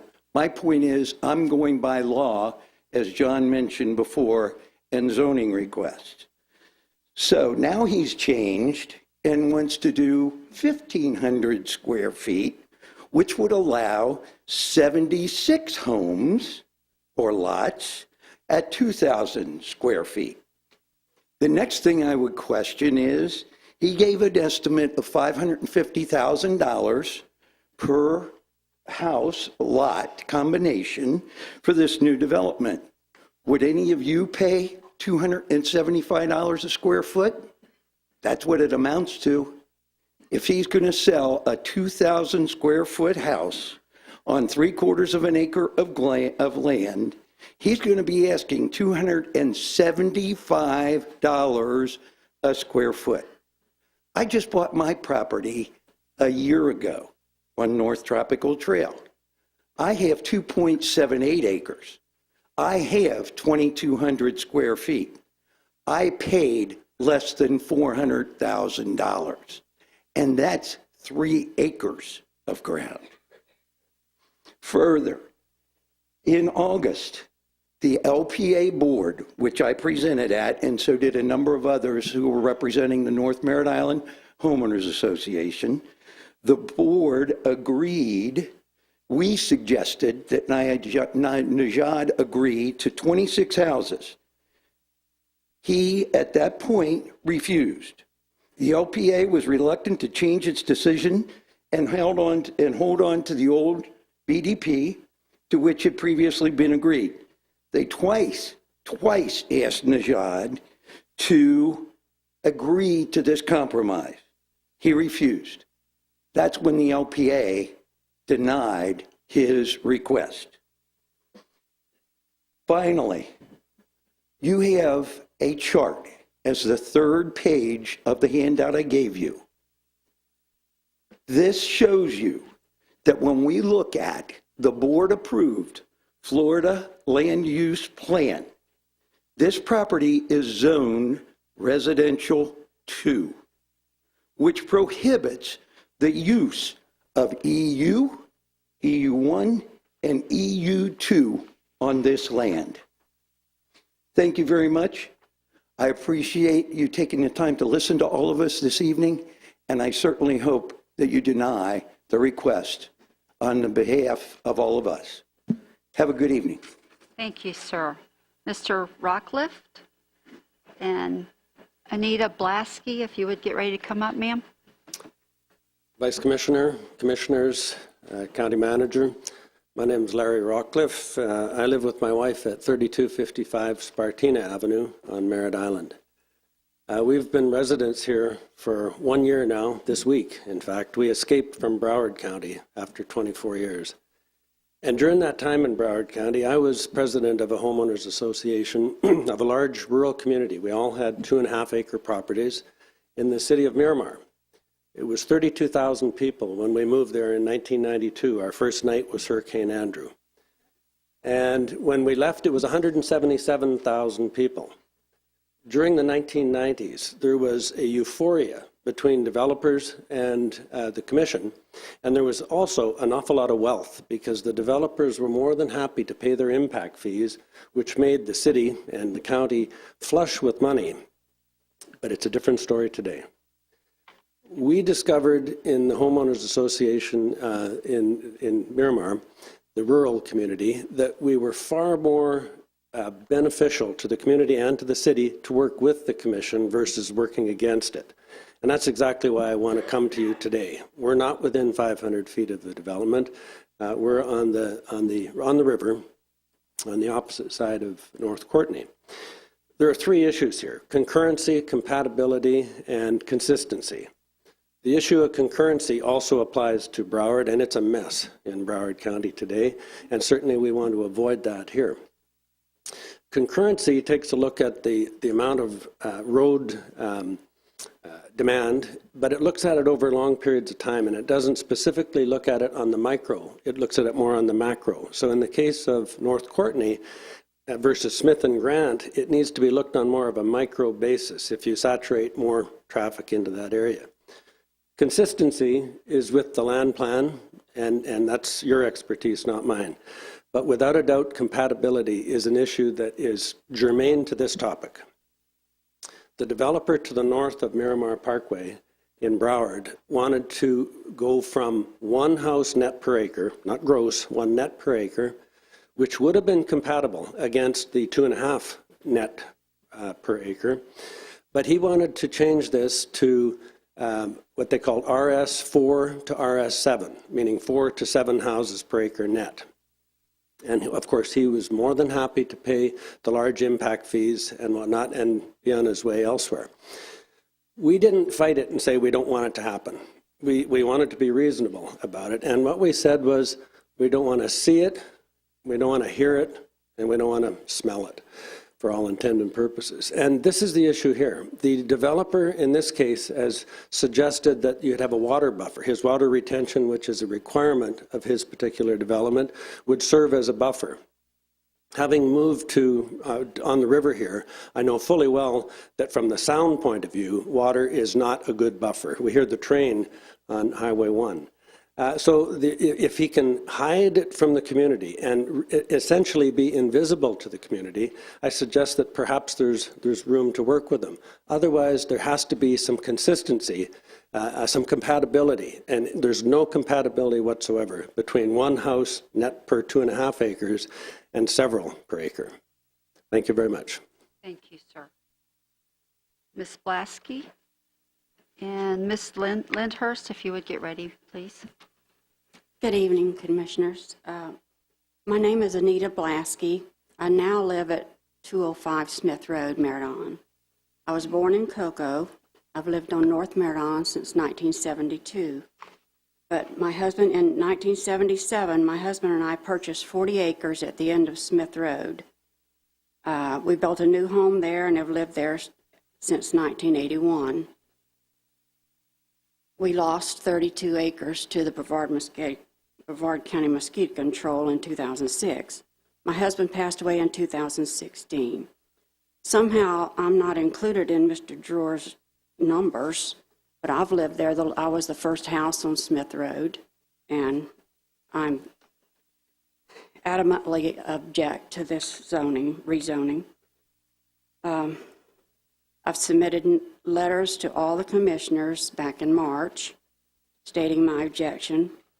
In early 2005, Mr. Noel Drewer of Najad applied to rezone the 26-acre property from AU to SEU. This acreage has ingress and egress to Smith Road.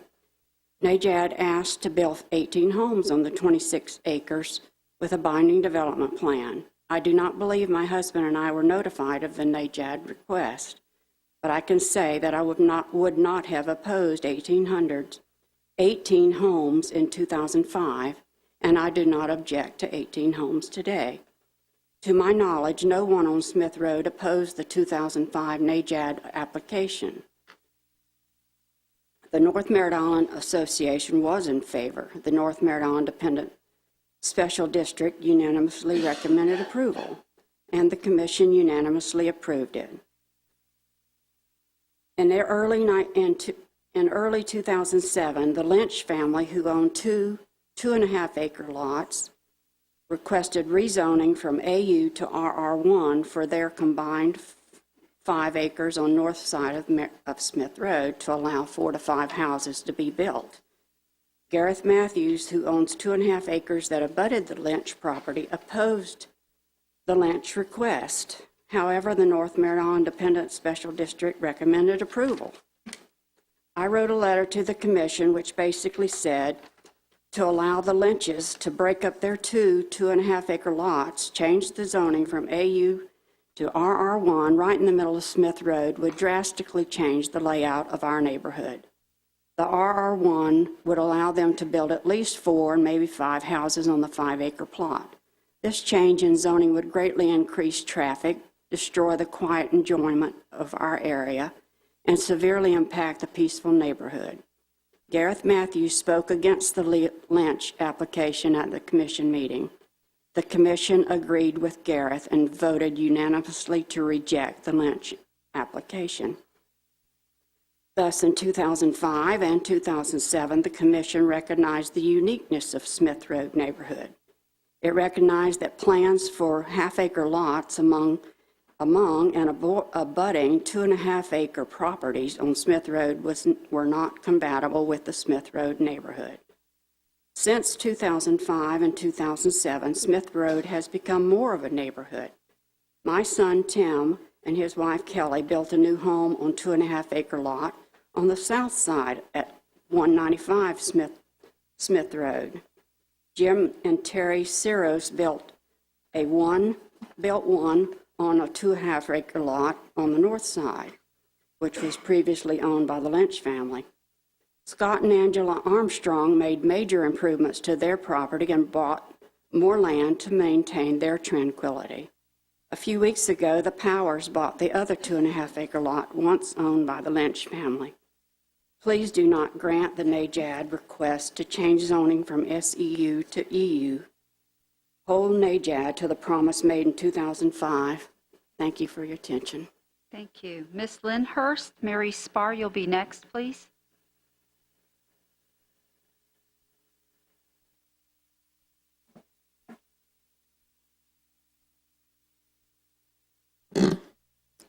Good evening, Commissioners.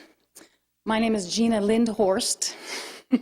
I live in North Merritt Island, 5136 Royal Paddock Way.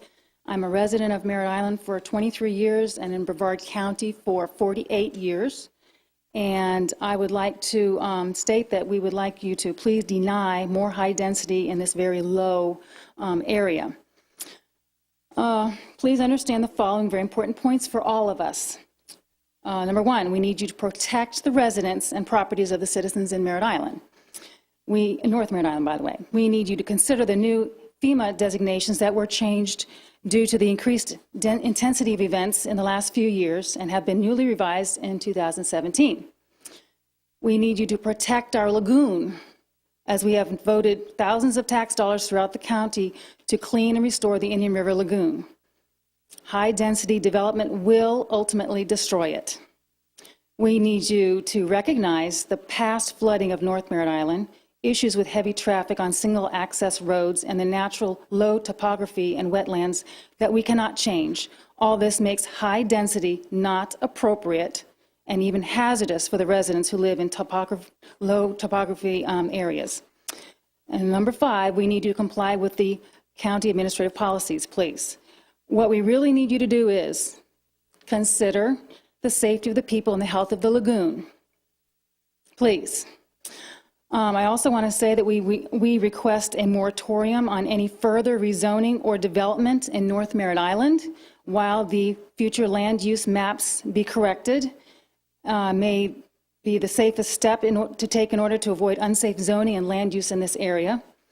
And I want to remind you just very briefly, since I have 3 minutes left, that the North Merritt Island Dependent Special Advisory Board recommended denial of this change, and the P&Z recommendation was denial also, as well as North Merritt Island Homeowners Association.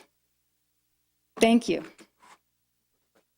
Yes, Commissioner Tobias. Thank Yes. you. Are you speaking on your behalf or the North Mine and my Merritt? family and all my friends that have discussed this with me. Okay, but not the North Merritt Island Board. I didn't know if you sat on the North Merritt Island Board. I do, but I'm not referring to them right now. This is my own personal feeling and my family's opinion. Okay, thank you. Yes.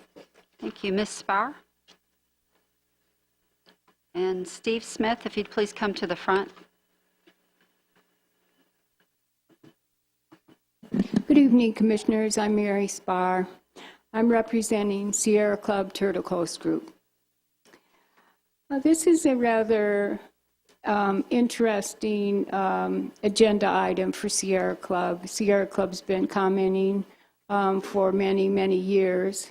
And this is the first time that I remember of a zoning request that was changed when the information on the county site, which we studied carefully, all said that the applicant wanted EU2 zoning with a maximum of 40 homes. And now, according to what you have on the slide above you, it's EU zoning.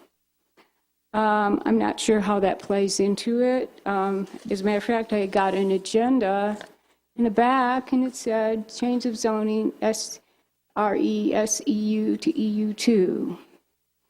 Local planning agency heard EU2 zoning. There were 2 binding development plans. One proposed in January that stated EU2 zoning. The one that was submitted and in the package August 8 said EU2 zoning. So I think, I don't know when you found this out, but it is rather strange for the Sierra Club to be in a position where we do not even know in advance what zoning was requested. I have a couple other legal considerations for you. The applicant has no legal right to 40 homes on his 26.11 acres just because the property has a future land use of residential 2. He has no legal right because he has to get zoning that allows such a density. And tonight you will make the decision to approve or deny that zoning change request. The applicant has no legal right to the proposed zoning changes just because the proposed zoning appears to be compatible with the zoning on the property to the north. The proposed zoning should be compatible with the surrounding zoning in general. And the proposed change is definitely incompatible with the zoning to the south and east, which is mainly AU. And please note that the current zoning, SEU, is the compatible zoning. As others stated, this application was rejected unanimously by the North Merritt Island Board and the Planning and Zoning Board. and for good reason. I was at the P&Z board. The board tried to work with the applicant to give a slight increase in the development potential, but the applicant would not budge except to say that he would put in sewer instead of using septic. Please consider that the proposed increase in development potential from 18 homes to 40 homes will adversely affect the Indian River Lagoon. And the Citizens Oversight Committee, which is required by the Save Our Indian River Lagoon project plan, is quite concerned that all the efforts that they make to protect the lagoon could be negated by bad zoning and land use decisions. And they discussed it at their meeting in August. I was there. So how does the applicant plan to deal with flooding situation we all know plagues North Merritt Island, especially right now? The staff analysis lists map floodplains, but the BDP does not require compensatory storage in any portion of the property in the estuarine floodplain. We can speculate that the property will have to be raised to meet FEMA requirements, which we all know can cause problems for neighboring properties. Without specific plans to mitigate flooding potential, rezoning and developing 40 homes there is sure to aggravate an almost intolerable drainage and flooding situation. Finally, Sierra Club is concerned that the development limitations are dependent on a BDP. We know that which, by the way, it says EU2, so is there another BDP? But if you do have a BDP, we know that it's often, a new owner of the property often requests that it be modified or removed. And it's much better to have a zoning category that's actually appropriate and protects the natural resources and ensures compatibility. So please deny this application. Thank you. Mr. Smith and Darlene Hunt, if you would come to the front, please. Good evening, Commissioners. How are y'all doing tonight? First thing I want to say is thank you very much to Mr., I don't want to butcher your name, Abate, and Mr. Denninghoff and your staff for doing such a great job attempting to pump out all the water that we got after Irma. But I know there's been many phone calls, and y'all have done a really nice job, so we appreciate that. I'll talk a little bit about flooding, and if anybody behind me is squeamish hearing about hurricane history, we bought our house in the 90s. It was built in the 60s, and when we bought it, we had heard nothing about any kind of flooding in that area throughout the 70s, 80s, 90s, and no flooding through 2000. And we've always, this is the kind of squeamish part, I guess, we've always maintained our septic system by having it pumped out on a regular basis. Flash forward to 2005 and Hurricane Wilma, we got flooded and it stopped our septic for a week. 2008, we got Faye, flooded the inside of the house and the property driveway, and we had no septic service there for about 5 weeks. 2011, no-name storm, same thing, 2 weeks of no septic there. 2014, heavy rains. Matthew, we lost it for about 3 weeks, and Hurricane Irma came by, and we haven't had any since. The major change on North Merritt Island has been that there are more and more residences built every year there. Tonight we go home, my driveway is about 600 feet long. We're going to go home and put on waders because we can't get to our house anymore.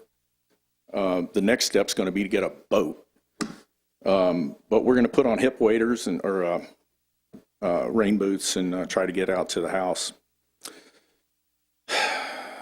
There's no evidence, there's no record or evidence our property would have flooded when we bought it back in the 90s. We researched it with the neighbors and with the county, and the flooding is just not our fault. We're not the only flooded residents up there. There's also quite a few other North Merritt Island families that are going through this today. And a huge number just have yard flooding. So if this kind of high-density housing is allowed to continue, as Mr. Shanson said earlier, there's no place for the water to go. And so we're going to see more and more of this kind of thing. So what we ask is that you approved building in less fragile areas of the county and no more of this dense housing in these flood-prone areas. Residents who already live here shouldn't be punished by this high-density kind of housing. I want to thank you all for listening to that. And as an aside, I have a degree in architecture myself, and I just wanted to throw out that there's a lot more to landscape architecture than what you found in Wikipedia. It's a very, and that's not meant to be, you know, I'm not being trite or anything like that. I'm just saying it's a very difficult profession. There's a lot to that. I did one semester of landscape architecture and decided it wasn't for me. I like buildings. So anyway, thanks for your time, and I ask you to deny the request. Thank you, sir. Ms. Hunt, Sarah Hodge, if you would come to the front, please.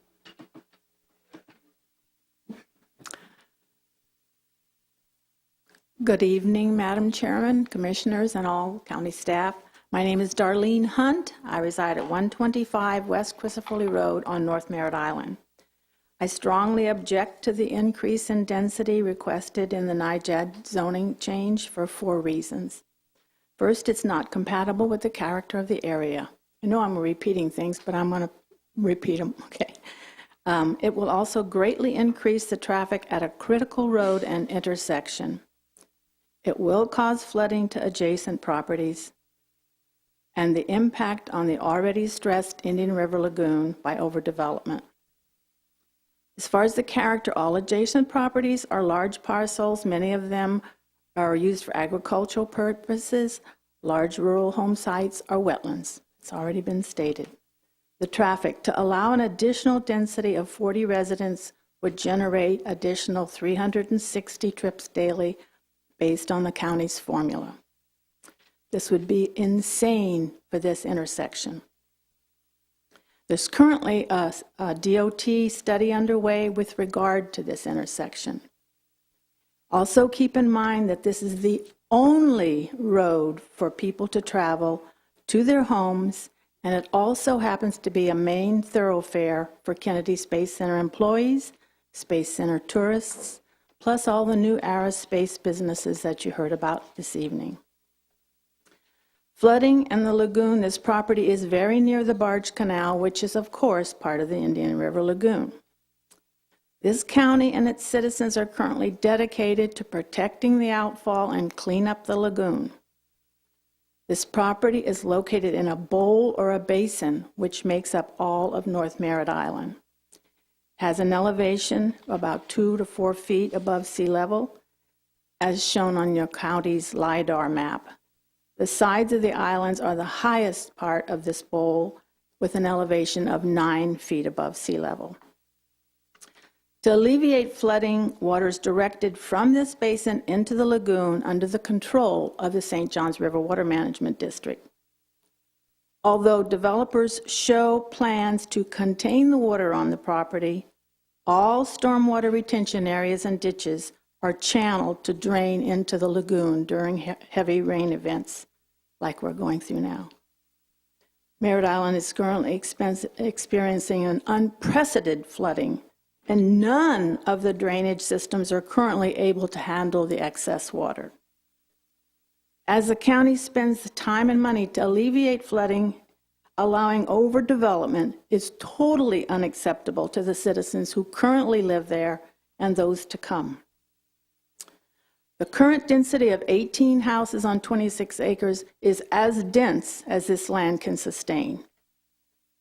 I respectfully request that you deny NIJAD's request to change this density, just as the Dependent Special District and the county P&Z have advised. Thank you very much. Thank you, Ms. Hunt. Ms. Hodge?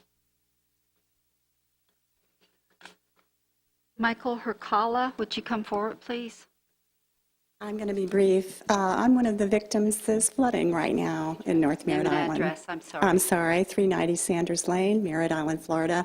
And my husband and I strongly oppose this zoning. We are a victim right now of the flooding. My family homesteaded that property in the 1800s. This is historically never flooded. We have orange trees underwater. Part of our grove is dying because of this flooding. And I know that you people don't think about the people that are suffering right now. I have a friend on East Merritt Island that on East Crisafulli, she has been flooded since Irma. She had to move her animals yesterday because there's no hope for it draining for any time in the near future. And this is ridiculous. Why are you allowing this? Why are you not listening to your Planning and Zoning Board and the North Merritt Island Homeowners Association? That is not fair. You have to be accountable for this. And I know that you're just doing what you want to do, but if you don't listen to the people, it's going to be worse. It's going to get worse every time. And there's nothing I can do to make you do this, but it will get worse if you keep zoning more and more homes in that area that cannot drain. And I don't understand why. Thank you. Thank you. That's the last of our cards here. County Commissioners, you guys, do you have any? Usually the applicant. Oh, the applicant. Thank you. Yes. Would you like to come up, sir? You still have 5 minutes. And if y'all have any questions for him too, of course. Thank you. Just a few items I'm listening to that. 1.5 units per acre is not a high density. And if that's a high density, I don't know, 10 or 20 units per acre, what is that called? And again, if part of North Merritt Island is having flooding issue, you shouldn't restrict building in Titusville because part of North Merritt Island is having a flooding issue. This area is not having a flooding issue. And not only that, none of the newer development have flooding issues because they are designed there. You have codes, you have ordinances to follow. And if you follow them, you shouldn't have issues. And the same thing with St. John. And so as far as being incompatible and compatible, there are 7, 2.5 acre lots there, which the 5 of them, I guess 8. There are 5 of them, they have residents on them. Across Smith Road is a planned industrial park. How is that not being compatible? Where's the compatibility when you have industrial park in front of you? And you have commercial all along Courtney, it's all along within the 1 mile radius. It's everybody, you have 2 acres and more per acre. So, and as far as the flood, being in the flood, there are 2 types of floods, the area. One is the one that is being used for flood storage, and one is that if you're in there, if you don't raise your building elevation, you're going to flood. This is not the area that's used for the compensatory storage. This is not the area for being used for it's the part of the rear part of it, about 25%, is in the area that it could flood, but is not being used for flood storage. So there is a difference. And so, I don't know. I'll answer any questions you may have and clarify any. Barfield? You came before the previous county commission back in 2005, and you had it changed from AU to SEU with a BDP for 18 homes on 26 acres. Now we're 12 years later, and you want to change it to 2 units per acre, EU-2. What changed? Basically, the economy. There is no need for large lots. The reality of our real estate. Our kids don't want big lots. They don't want to maintain the yards. The demand is for a mid-sized lot. And that's, if you look at what is getting built mostly, do you see many 2.5 acre lots getting built lately? What is the reason? Well, you're at 1 acre right now. Right now, yes, 1 acre. And because of, again, the recession and the reality of the real estate and what the demand is.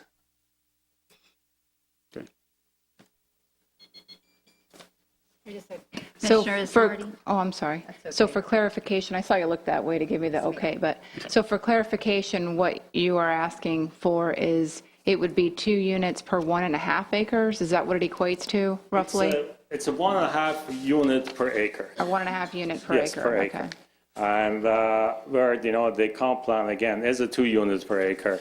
And the reason, again, I went to EU from EU2 because the concern was that later on you can, revise the binding development plan and put more lots because of the EU2 zoning.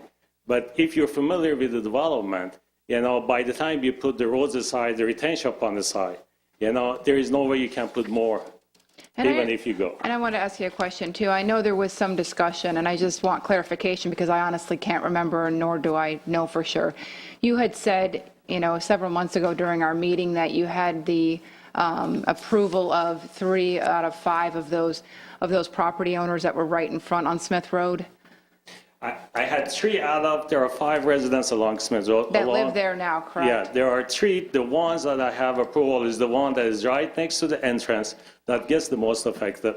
And then the one next to that one is the one that is opposed. And then I have the next house, and one isn't published. I don't know who it is.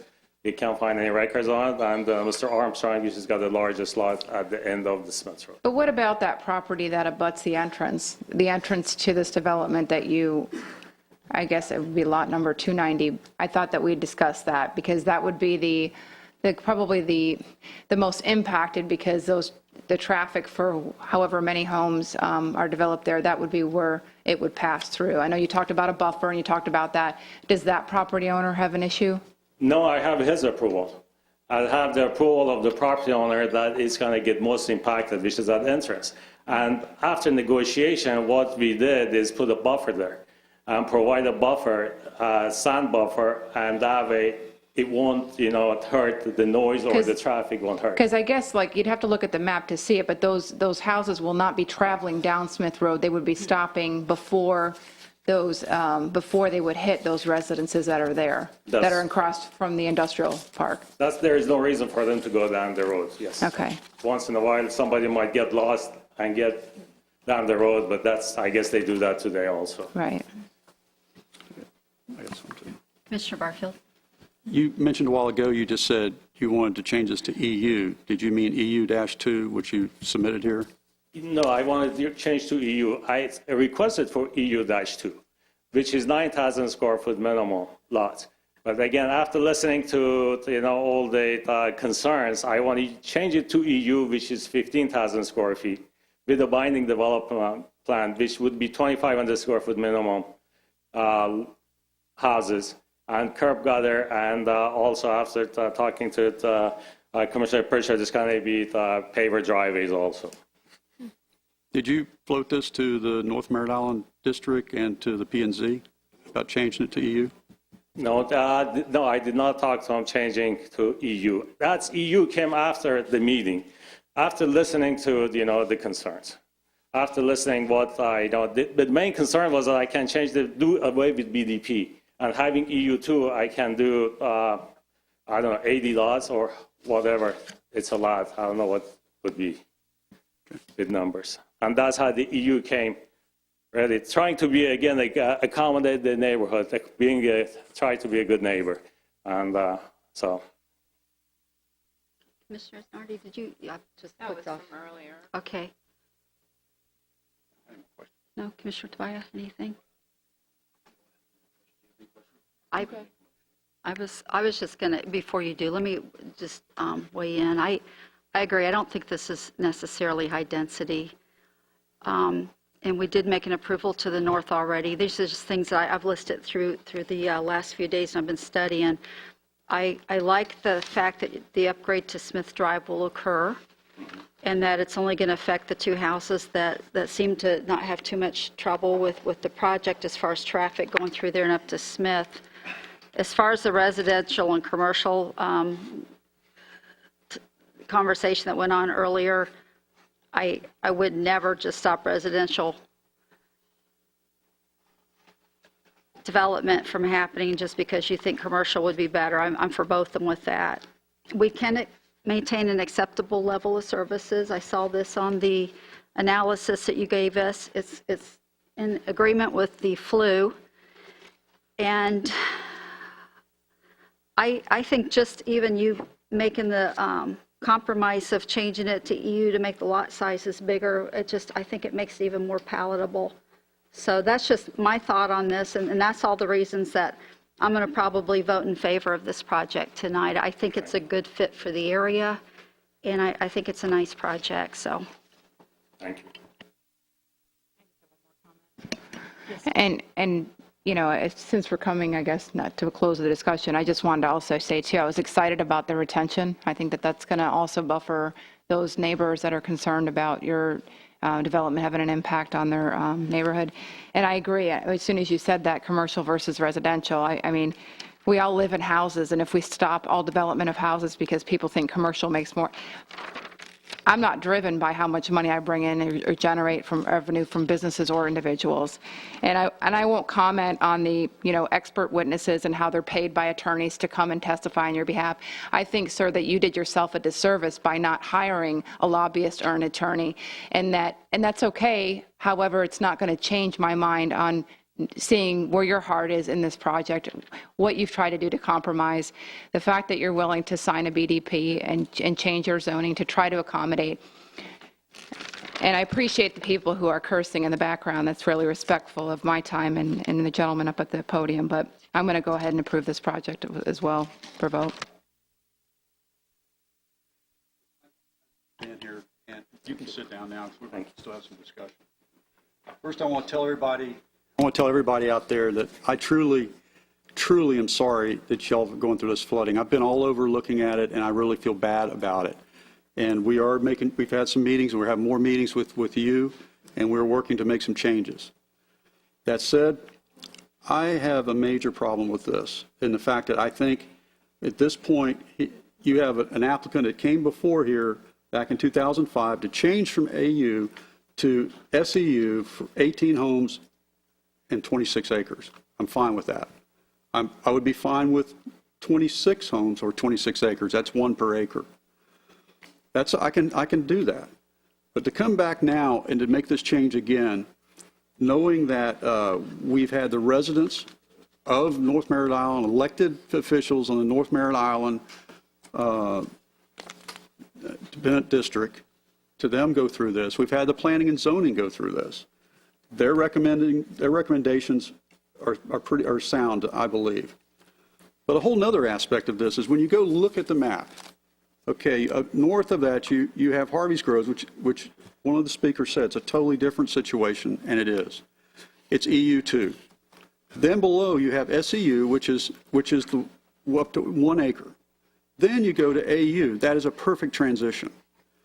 When you have EU2 and then go straight to AU, it's not a logical transition. So I am opposed to this the way it's written. I would be good with 26 homes, but that would be it. I think at 1 acre is fine. And it asks the question of this commission, how often are we going to change? Someone comes for a BDP this time, oh, they want to change the BDP and zoning again? Oh, they want to change it again? No, it has to be, there has to be a cutoff. There has got to be a point where enough, you've come before us, and that's what it is. So I'm opposed to this the way it's written. So. Commissioner Snarty. And I would agree with you, Commissioner Barfield, but, you know, I would hope that 12 years later, you know, obviously either the needs or the community changes, and we have lots of development in that area as well. And I think 26 homes as opposed to 40, a 14-home difference over 26 acres, I don't see it being a significant enough of a change. I mean, I'm not going to compare Mr. Crisafulli's development because I don't think that that's fair, because I wasn't opposed to Crisafulli's development. But side-by-side comparison, you can see that what Commissioner Tobias had passed out.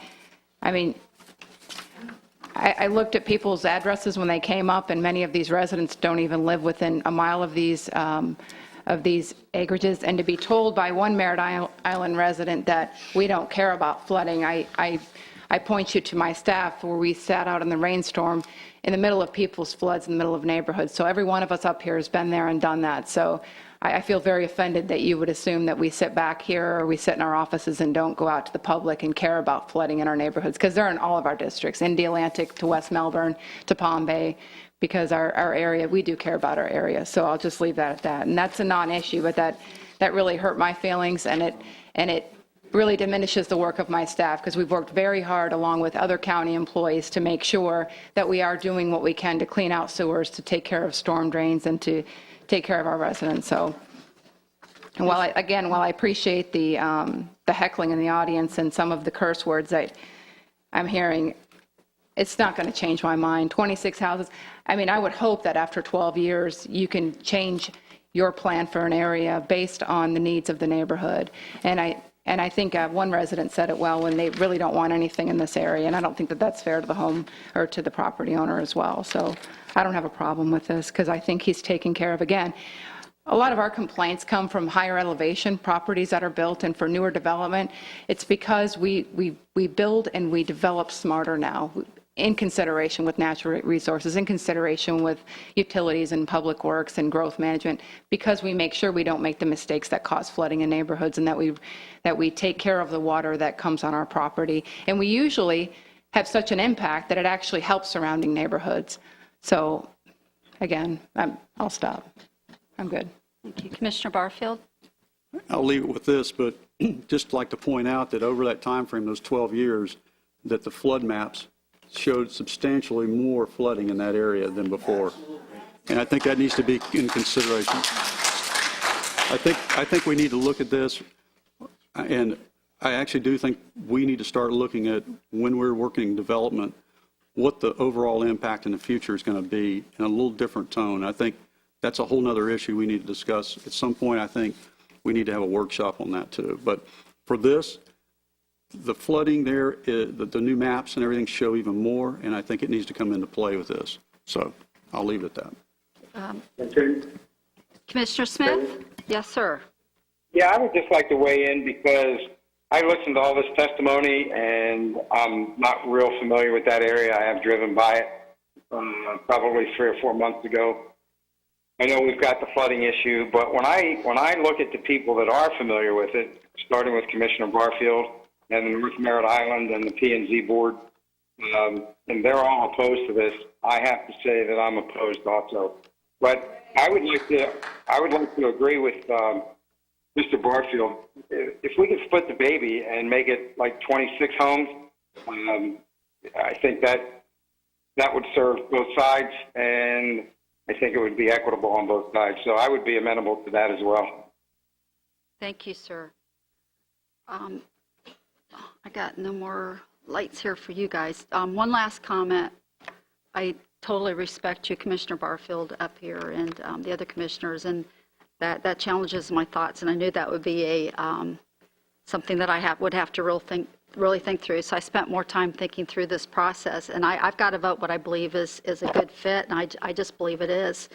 The county is growing, and as far as the flooding, I tell you, District 1, you talk about flooding, District 1 is flooded. I have roads underwater with the river. This is a really unusual time, and I know different properties have different flooding, but we have to work on ways to mitigate the flooding when we build, and what we're going to do with these things. I do care very much about wetlands, and I think it's important that we maintain them, but I just don't think this is a high-density project.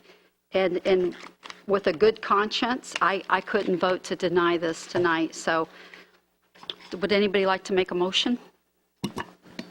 Madam Chair, I'd like to make a motion for a change of zoning classification from SEU to EU. That's the zoning that puts a little bit more criteria on it to be larger lots. With the BDP? Yes, with the BDP to 40 units. Thank you. I have a motion on the floor. I'll second. I have a second. All in favor, vote aye. Aye. Aye. Opposed? Nay. It passes 3-2 with Commissioner Barfield and Commissioner Smith an objection. Thank you. I think I just heard bitches. That's not classic. Yeah. Thank you all for coming out, and thank you for your opinions and your thoughts and learning to be civil in our county. Thank you.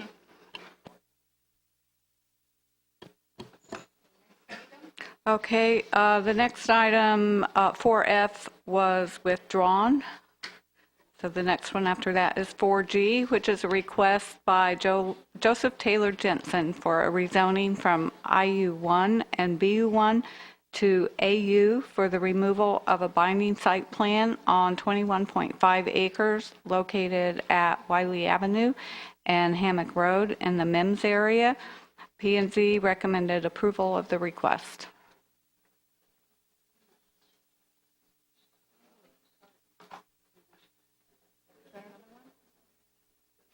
And I have one card on this, the applicant, Mr. Jensen.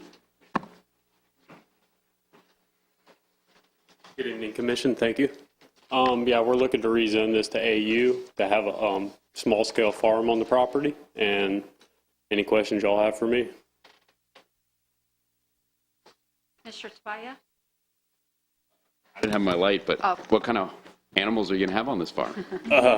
Mainly, we were looking to do fruit trees, citrus. Obviously, when we bought it, unfortunately, with the circumstances going on in the citrus right now, it's kind of going to be a play it by ear as to what type of fruit trees we would be growing on it. Sir, it's in my district, and I'm very comfortable with this. Do I have a motion? I have a motion by Commissioner Isnardi. Do I have a second? Second. Second. All in favor, say aye. Aye. All opposed? Passes 5-0. Thank you, sir. Thank you. Next item, Ms. Reagan. Okay, item 4H is a request by Zunella Creamer and Alan Price for a rezoning from AU and SR to all SR, which is suburban residential, on a half-acre lot of a 3.89-acre parcel. The applicant intends to subdivide the parcel to build a single-family residence. P&Z recommended approval. Okay, and I have one card on this, Ms. Kerr. The applicant.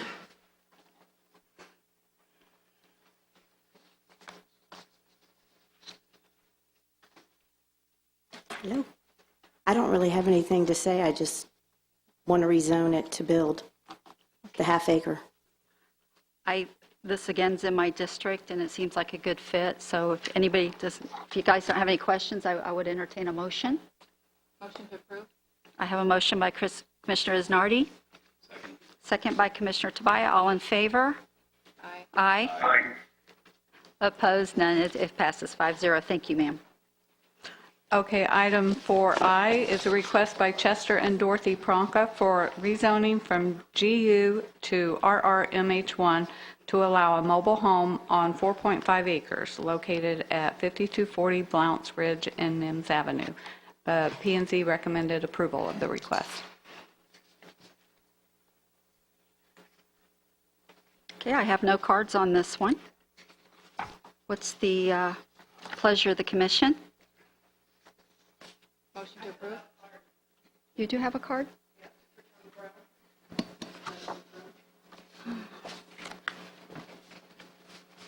Get lost. Aha. Tanya Brown. Yes, ma'am. Are you the applicant? Yes, I am. Okay. I'm Tanya Brown, and I live at 39850 Stewart Road, but I'm representing the Prankas. They're an elderly couple that couldn't be here. Thank you. And again, this is my district. It's fairly uncomplicated, the rezoning to build. Yes, it's general use right now, so they can't do anything because it's 4.5 and it needs to be 5 acres. And their daughter owns the property adjacent, and so she just wants to move them next to her to take care of them. Thank you. Do I have a motion from the commission? Motion to approve. Motion by Commissioner Isnardi. Second by Commissioner Tobias. All in favor, say aye. Aye. Opposed? Passes 5-0.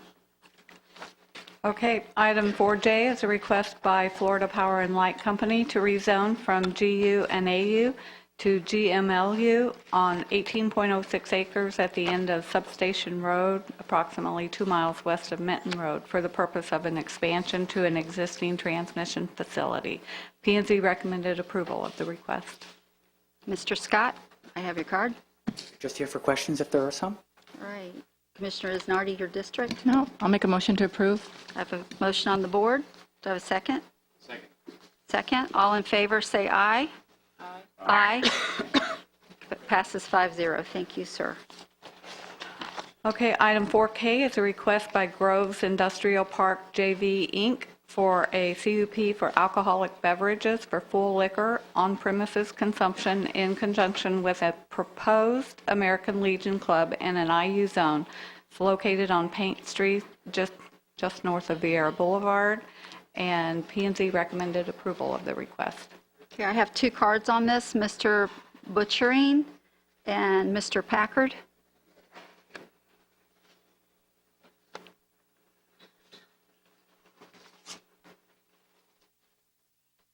Good evening. I'm Ed Butcherine, live at 135 Oyster Place here in Rockledge. I am the new commander for its American Legion post, and what we are requesting is for the alcoholic beverages to be sold.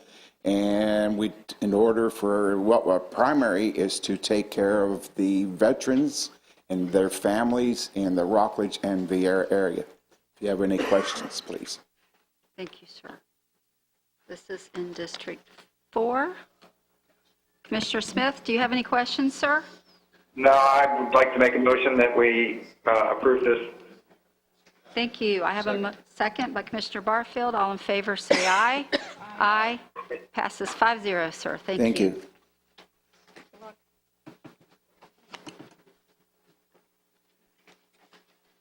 Okay.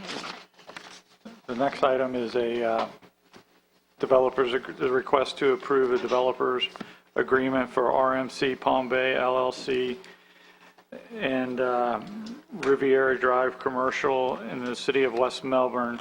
This is a developer's agreement that will approve the release of impact fees for some traffic improvements. This is a second reading. If you have any questions, we're happy to answer them. Thank you, sir. Do I have any questions from the commission? Commissioner Smith, you good? Okay. Do I have a motion? Motion by Commissioner Tobias. Do I have a second? Second. Second by Commissioner Isnardi. All in favor, say aye. Aye. I don't know. Commissioner Smith, do we still have you? Yes, I said aye. Okay. Passes 5-0. Thank you, sir. Okay, item 4M is a request by Imperial South, Inc. for transmittal of a future land use designation from planned industrial to residential 15 on 30.7 acres, located on the east side of Wickham Road, north of Pineda, and south of Jordan Blast Drive. The applicant is proposing a 450-unit multifamily apartment complex, and the LPA recommended approval of the request. Okay, I have 1 card on this. Mr. Moa. Yeah, good evening, Commissioners. Bruce Moya, President of MBV Engineering, representing the applicant. What we're proposing is, I'll kind of shorten unless you have any questions, just basically we're asking for the land use change. We'll be coming back for the rezoning for the 30-acre property over on Wickham Road to do 15 units per acre for multifamily, approximately $50 million project. So we're asking for your approval. We just think that industrial is not really appropriate in this area anymore, so it's more conducive to residential. So we're asking for your approval. I have a lot more information if you have any questions, but I'll keep it short for time's sake. Thank you, sir. I make a motion to transmit the 2017-2.1 comp plan amendment for Imperial South. Wonderful. Motion by Commissioner Barfield. Do I have a second? Second. Second by Commissioner Isnardi. All in favor, say aye. Aye. Aye. Opposed? Passes 5-0. Thank you, sir. Okay, item 5A is a request for approval of finding of fact upholding denial of the request for rezoning by Eric and Amanda Oldboy on 1.06 acres from SR to AU at Gator Drive in Merritt Island. The county attorney is here if you have any questions. I make a motion that we approve the finding of facts. Motion on the floor by Commissioner Barfield. Do I have a second? Second by Commissioner Isnardi. Commissioner Smith, did you want to make a comment, sir? No, I just said second. Second. Oh. All in favor, say aye. Aye. Aye. It passes 5-0. Thank you.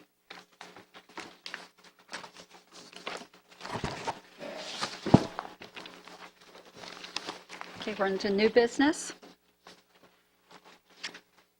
Good evening, Commissioners. This item, if you recall, back in August 8th. Wait a minute, I just have to say that is one of the nicest coats and the nicest tie I've ever seen. Thank you. This one's so, I appreciate that. It's one of my favorite jackets. Sorry, excuse me. If you remember, back on August 8th, you approved the first step to access funds for the low-income pool for the agency Brevard Health Alliance. That was a non-binding letter of intent. We told you that we'd bring back to you, once the state has sent the agreements, that agreement. It's been through Risk and the county attorney have both signed off on it. The governor just recently approved an extension of the actual agreement deadline. It was October 1st because of the hurricanes. He's extended it. And we have in possession the check, the donation from the Health First Foundation. So this item is to get your approval to move forward with signing the agreements and moving that process forward. I move that we approve the agreements and accept the check. Motion on the floor by Commissioner Barfield. Do I have a second? Second. Second by Commissioner Isnardi. All in favor, say aye. Aye. Opposed? Aye. Passes 5-0. All right, under new business, we're going to go to F2 first. Commissioner Tabaya, this is yours. Thank you, Madam Chair, and thank you for switching the order on this one. This is permission to dissolve the North Merritt Island Independent, the Dependent Special District. And I had 5, but now I have 6 reasons. So I would like to put those before discussion. Number 1, this proposal is most basic of conservative principles to shrink government. Number 2, the proposal is consistent with the original intent of the board. I did a little research and I found out that this board was intended to sunset in 2003. So this is long overstayed its welcome. Number 3, these boards slow down the process. Developers who want their projects to get the thumbs up or thumbs down, sometimes if there is a density issue, have to go through an added level of bureaucracy. As one of the applicants today found out in a previous one, due to an error of the county, had to go back through a process again. Number 4, we've been told by a member on the board that we must follow the law. On a couple of occasions, we have had to go in direct opposition, sometimes unanimously, against NMI recommendations, which would follow that those individuals are not, quote, following the law. And number 6, and the scariest reason, we had a board member today of NMI tell us it was her personal opinion that Merritt Island, or at least North Merritt Island, should have no new development. This is reason enough that this board has overstayed its welcome, if it ever even needed to be part of county government, and should immediately and permanently be dissolved. Thank you, sir. I have about 12 cards on this. Ms. Roop, Maureen Roop. Gina Lindhurst, you're going to be next, please.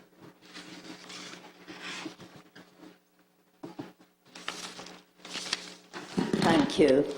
Maureen Root, Port St. John. I did send you an email, and I'd just like to read a part of it, in case you didn't read it. Commissioner Spry is asking to eliminate the Port St. John Dependent District Advisory Board and the Merritt Island Advisory Board. In 1996, the Port St. John Homeowners Association asked the Brevard County Commission for a board that could easily site visit with a zoning request. We are not against growth, but wanted a local board that could state special concerns in the community.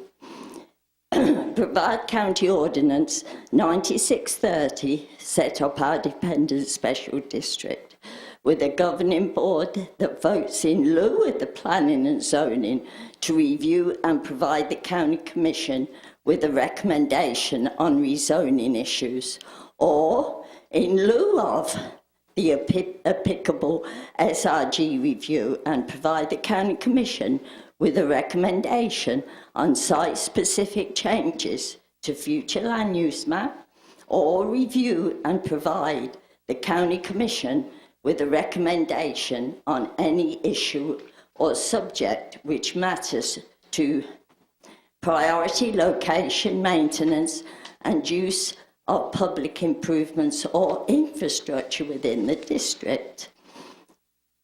The board has been a great asset to the quality of life in Port St. John.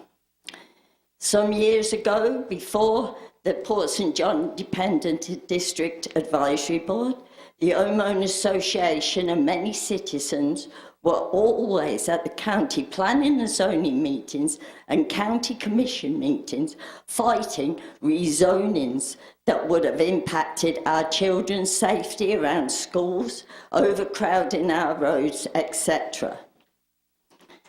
And also, after this, the Merritt Island followed our example. Now, this is in lieu of the county. Our decisions do not go to the county planning and zoning board. They come straight to the commission. And other things that you just said, Mr. Tapia, I can't remember it being sunsetted. So perhaps the county attorney can... was it sunsetted? Was it on the sunset? Madam Chair? I agree. It's just my responsibility to ask her. So I think the questions you asked, was it initially rectified for sunset? And two, was I correct, or was this wonderful woman here correct about whether or not, if there was a density issue, it also had to go through P&Z? No, it didn't. Well, it was in lieu of. Okay, please. If there is no possible increase in density from the approval, then it goes straight to the Board of County Commissioners. But if there could be an increase in density, then it goes to P&Z as well. It doesn't happen very often, so that's why you're not recognizing it. But it does, in fact, have to go to P&Z if there's an increase in density. Sorry about that. Well, and this sunset issue? I'd have to check. You know, this was put in and wanted by the people. It's not to cut out a government, some part of the government. This is to have a say in our own quality of life. That we know these places and we know what the rezonings are and what they will do to our communities. That's what it will put in place for. And it seems to me that why you want to exclude, Commissioner Tapia, people from taking part in their government, I honestly don't know. Thank you. Ms. Lyndhurst? Sarah Hodge, if you would come to the front also, please.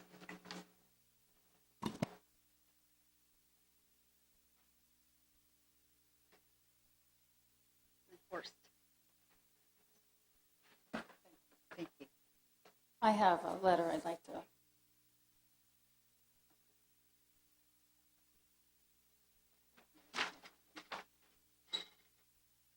If you just put up here, we'll pass them down.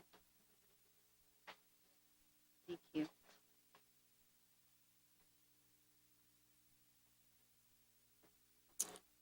I would like to revise the record per the incorrect assertion of Mr. John Tapia that the information I gave earlier when I spoke about a different issue was that, and I'll read it again, what I quote I said, we request a moratorium on any further rezoning or development in North Merritt Island while the future land use maps be corrected and publicized.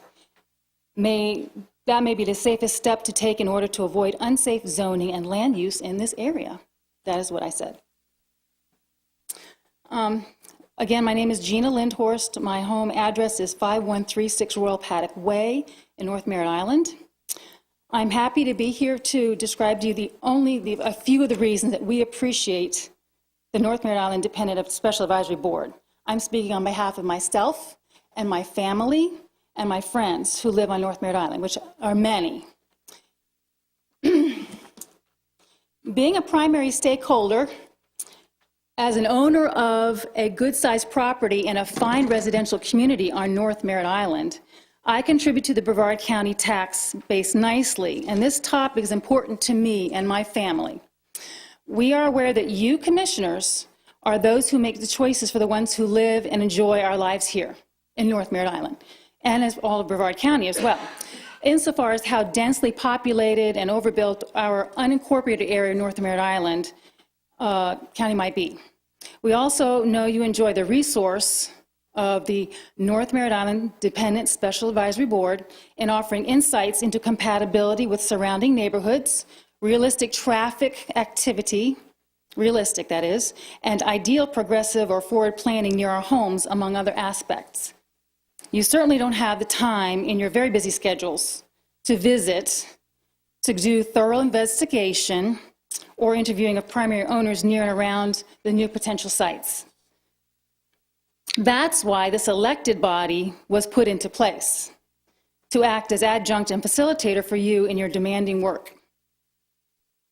Now, whether or not it was sunsetted one time, it must have been maintained so that it could continue on. Otherwise, we wouldn't be here. Now, you have never expected the North Merritt Island Dependent Special Advisory Board to represent only individuals who would like to improve their one-time financial investments. You know this board takes into careful consideration each of the other stakeholders as well, be they homeowners, business owners, future residents, and the children of those who live or will live here. In the past, you have received and read detailed discussion and debate from the North Merritt Island Dependent Special Advisory Board meetings that are only called to order only then when there is a request. So it's not an ongoing drain on the community. The board is respectful and appropriate, deferring to the County Commissioner Board for critical permanent decisions. Of course, zoning changes and future use and development plans are very important to those of us living, working, and recreating in North Merritt Island, since those plans are almost never changed. So as you understand, the North Merritt Island Dependent Special Advisory Board is taken very seriously and respected in our community. We appreciate your review of your continued support of the North Merritt Island Dependent Special Advisory Board for the County Commissioners. Respectfully, we request you maintain and uphold this board and continue to expect that the valuable information it provides for your decisions we all depend upon. Thank you so much for your service. Thank you, Ms. Lindhorst. Do you have any questions for me? No, ma'am. Thank you. Okay. Good. Sarah Hodge, please. And Mary Spar, if you'd come forward, please. Sarah Hodge, 390 Sanders Lane, Merritt Island, Florida. I'm strongly opposed to disbanding this board that has been very beneficial for our community, and it has meant a lot to all the residents of North Merritt Island. And I know that the people that are living there are the ones that know best what should be done in that area. Please, please consider that this is an important board and it needs to be preserved. Thank you, ma'am. Ms. Starr? Jim Carbonneau, if you'd come forward, please.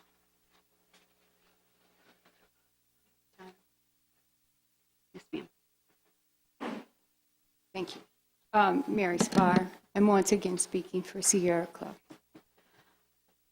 WISE comprehensive plan recommendations and zoning recommendations by a zoning board are extremely important to ensure protection of our precious natural resources, including the Indian River Lagoon, our floodplain, and our wetlands.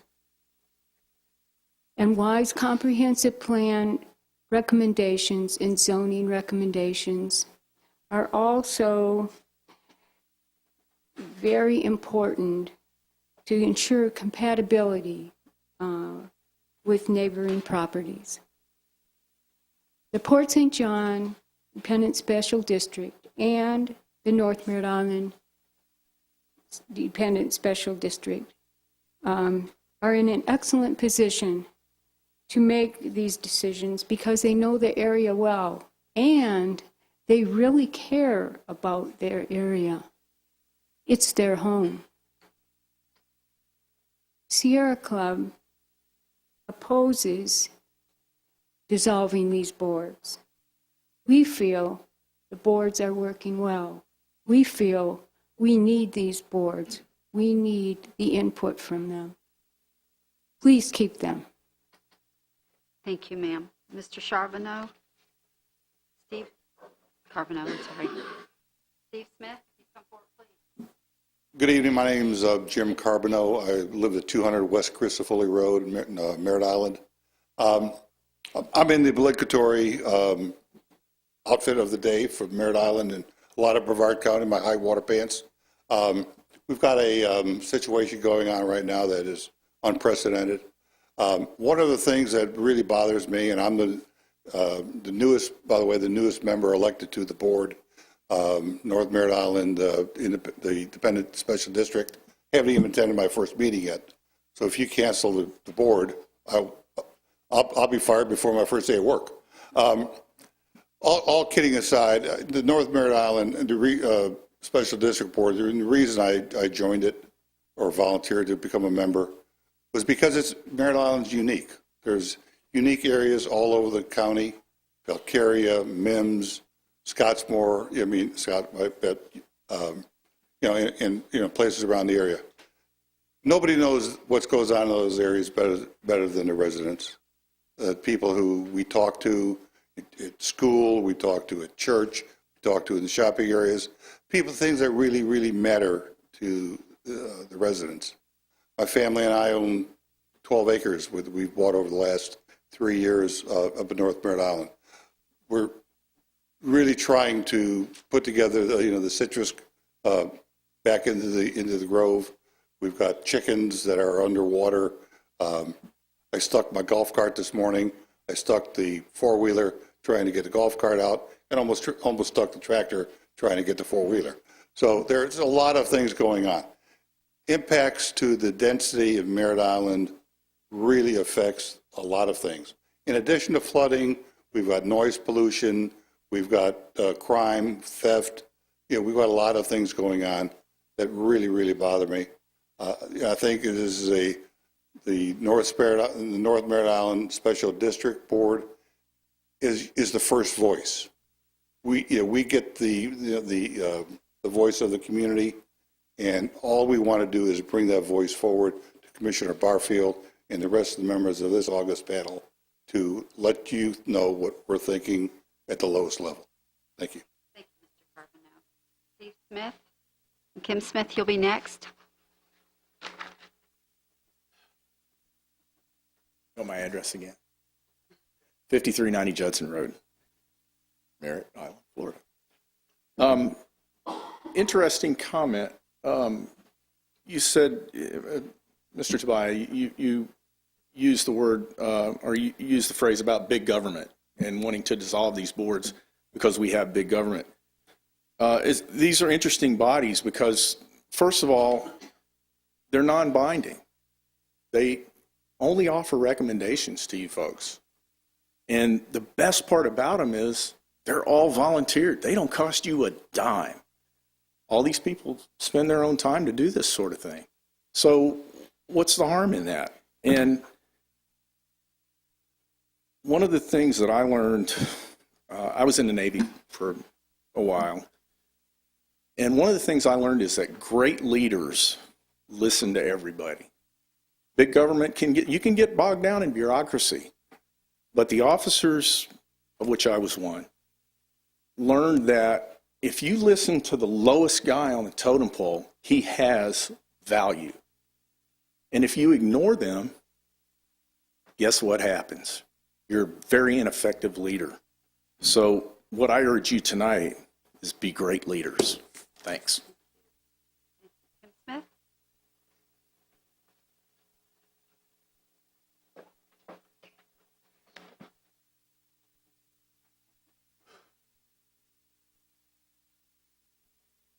Go ahead, Neil. Okay, my feelings are hurt. Kim Smith, 5390 Judson Road, Merritt Island, Florida. Honorable Commissioners. No one ever said no new development. No, that's okay. But the Dependent Special District Boards and Myra on Merritt Island are our only Merritt Island local representatives, and they are our voices to you.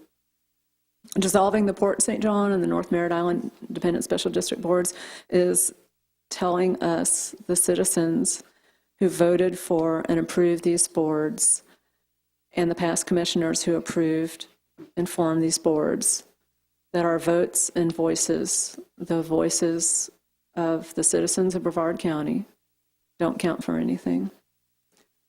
There's a proposal to take these boards and agencies away and thus silence our voices to you, our own county government.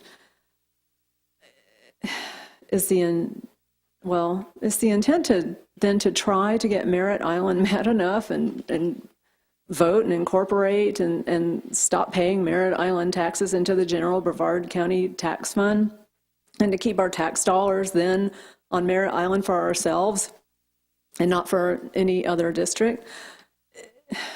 I mean, is that what's going to happen with this tonight? As well as that being bad for Merritt Island and Port St. John, this is a bad plan for all your other districts. Please leave these District 2 special district boards and our voices to you in place. Thank you. Thank you, ma'am. Mr. Ratterman, Jack Ratterman, and after that will be Mr. Weber.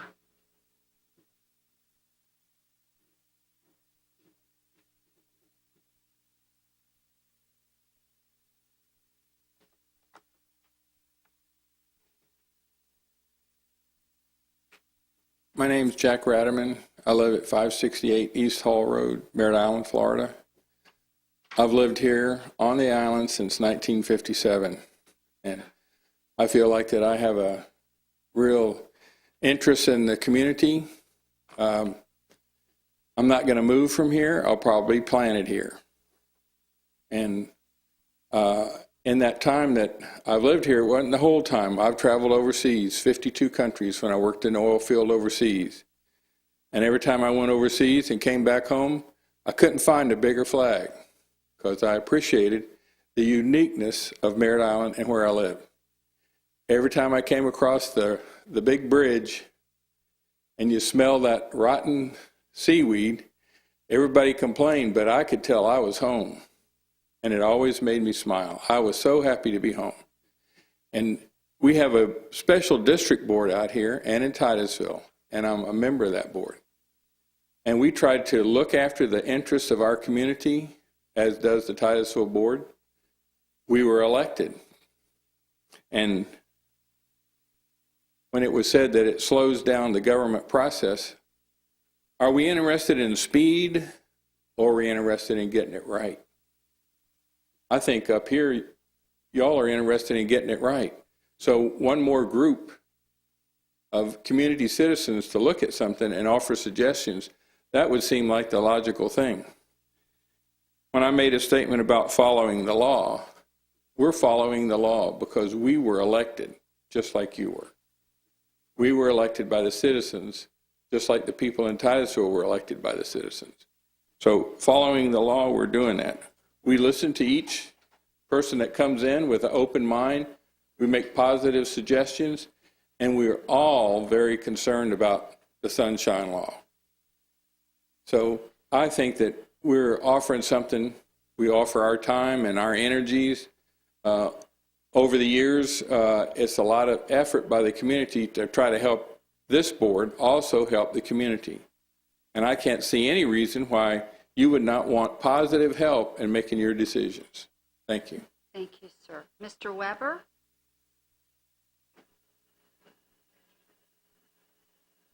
Mr. Shantizen, you're going to be next. Hi, I'm Martin Weber. I live at 3450 North Tropical Trail in Merritt Island. And as I told you earlier, I just moved here about a year ago. So I don't have a lot of history with the board. However, I've lived in 7 different states, in 14 different counties, in 23 different cities in my career.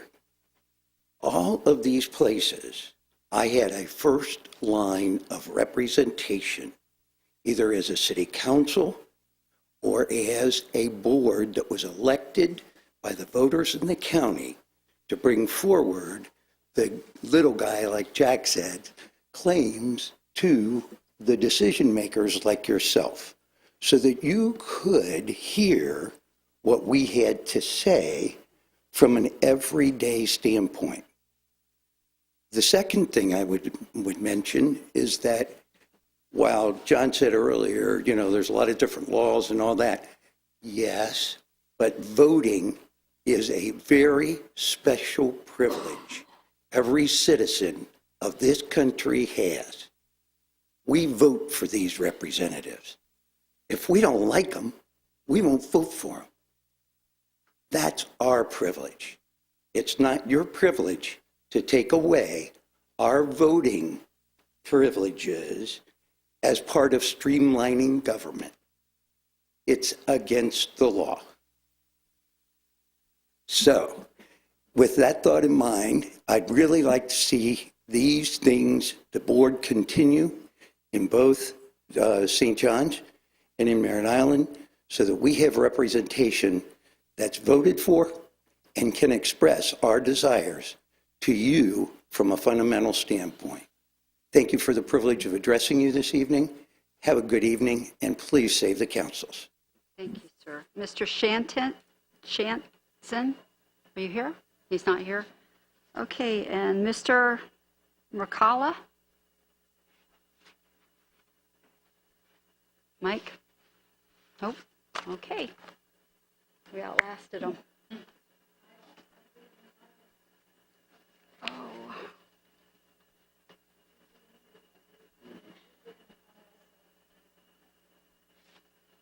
Yes, Mary, you did. I have you on both accounts. That's all the ones that I have, though. Hey, we got too many piles. See, we need special advisory boards to sort through the piles. I'm Mary Hilberg. I live in North Merritt Island, and I am the chair on this special advisory board currently. This board started several years ago. In 1998, a District 2 commissioner headlined it, wanted it done, and pushed it through. And ever since then, we've elected our members. Currently, we have a full membership of 7 seats filled. One of them is appointed, Mr. Carbonneau, and the others have all been elected. We follow the Sunshine Law. We have regular order at our meetings. We go out and talk to the people. We follow all the rules and regulations that the county staff tells us to. And we take no pay. We do this on our own time. And I'm trying to find a reason for this. I'm trying to find the real reason.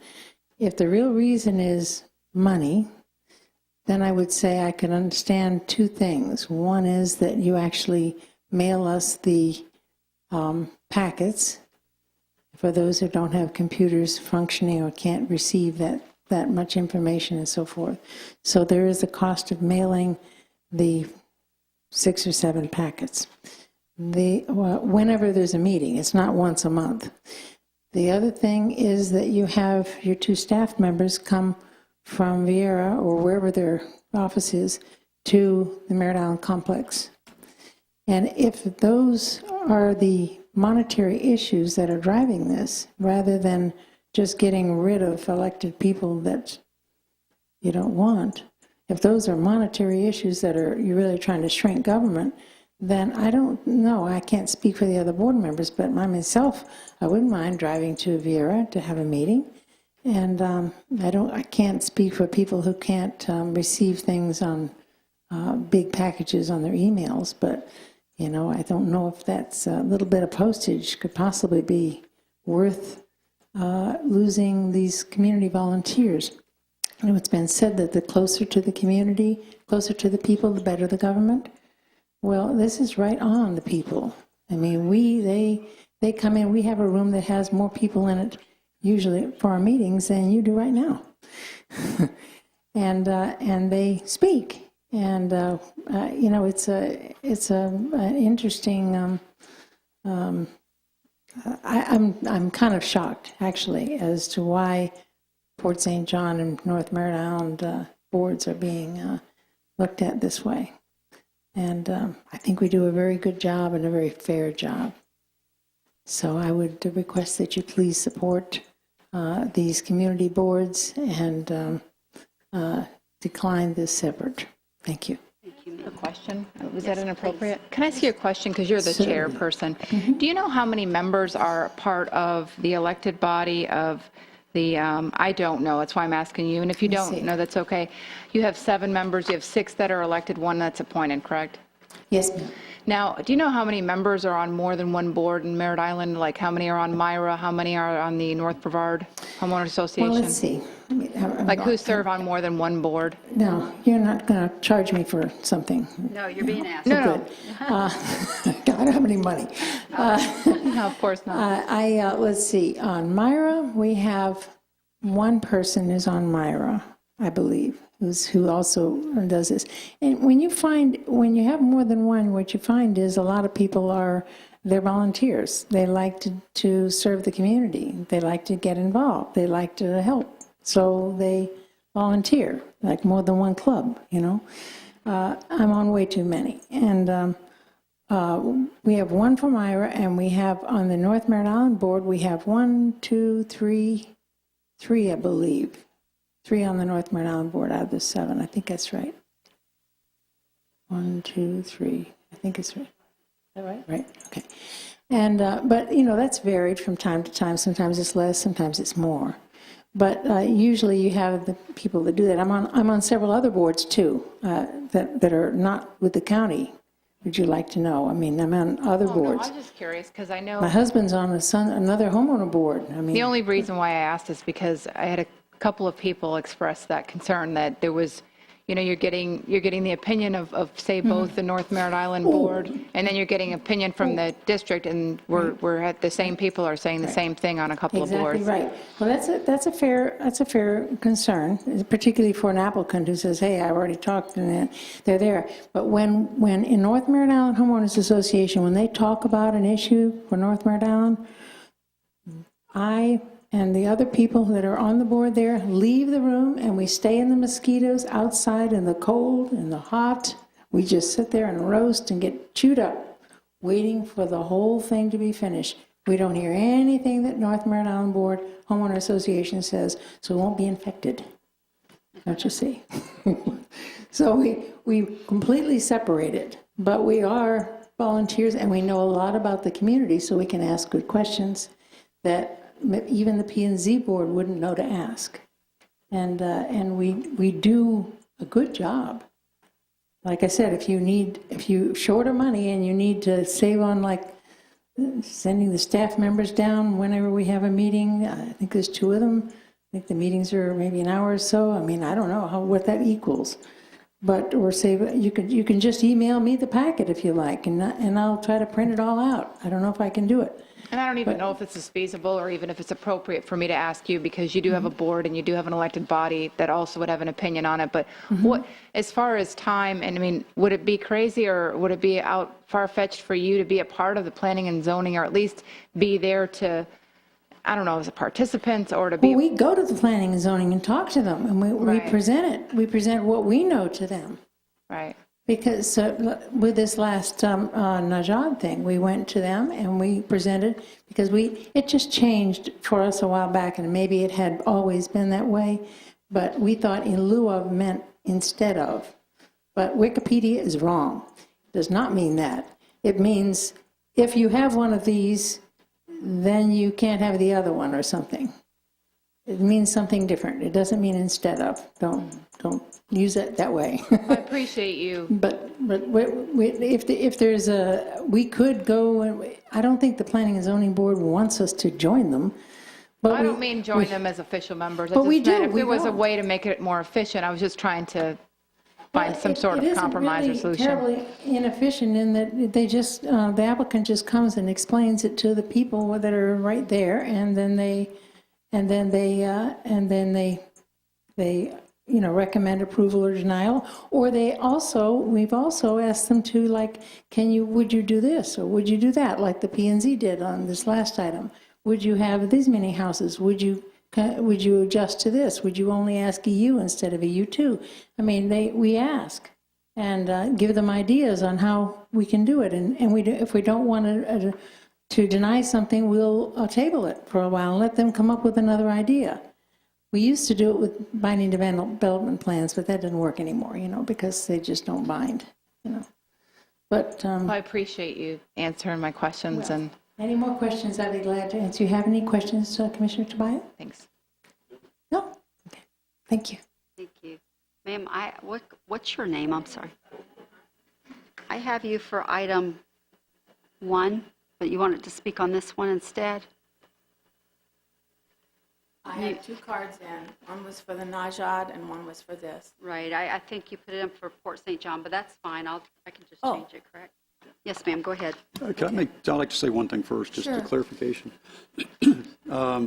Myra is not in North Merritt Island District. Oh, I know. Okay, just want to make sure Right. that they're totally separate. Yeah, I know.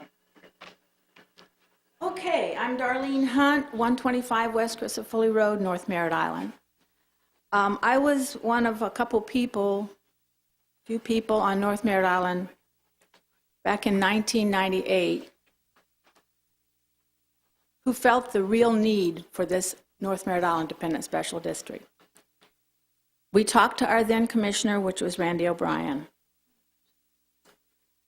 saying that residents were interested in forming an advisory board.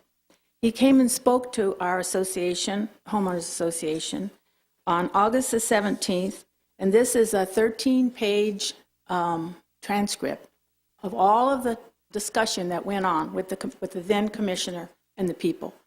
It's pretty interesting reading, but I won't read it to you. Thought about making a copy, but I was too cheap to make that many copies. So what the outcome of that homeowners meeting was a resolution for a straw ballot to be placed on the ballot for the North Merritt Island Independent Special District. All of North Merritt Island happens to be one voting precinct. It's precinct number 205. Used to be 15 for the beginning of time. So it's really a clean, neat package when you talk about one voting district with one association. Okay, so on that was August 1998. November the 3rd, the North Merritt Island precinct voters, by resolution, voted on that, passed 75% of the voters that voted, said we want a North Merritt Island Independent Special District. This is not arbitrary. The voters said they wanted, okay? And that the members would be voted by the members, by the citizens. So on December the 15th, 1998, ordinance number 98-64 approved creating the North Merritt Island Independent Special District with a 2-year sunset. You were right.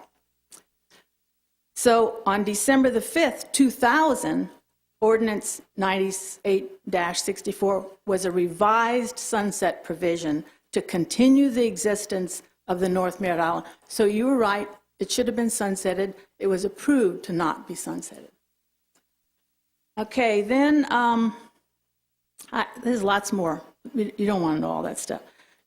A curious thing, that July of 2002, the Planning and Zoning did a cost breakdown of the Independent Special District Board, and they came up with $295.91 is what it costs for one of the meetings.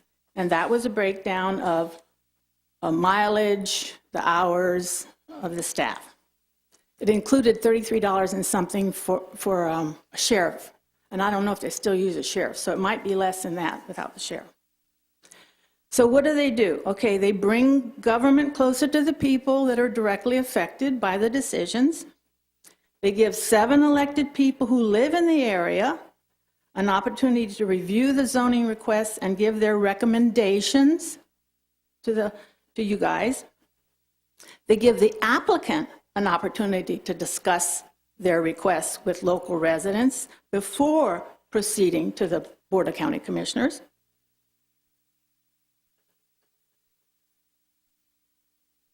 And it was already mentioned that they're governed by the Sunset Florida Sunshine Law, which is why those individuals have to leave the room when the homeowners association discusses any zoning. So it's really very much on the up and up. The purpose is to provide citizens of North Merritt Island unincorporated area a formal means of establishing an elected board to review and provide the Board of County Commissioners with recommendations on particular matters which affect the North Merritt Island County. That's what it says right at the beginning of the ordinance. So anyway, I don't know why in the world this commission would want to dissolve this citizen-requested and voter-approved board. Thank you. Thank you, ma'am. Okay, any comments?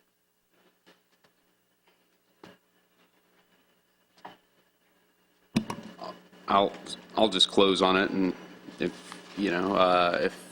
first of all, according to there was a comment made that this had no fiscal impact on the county. I did the research and found out that there was a $1,450. Thank you, Mr. Calkins, for getting that. But it's not about the $1,450. This is something that just adds more red tape and expands government.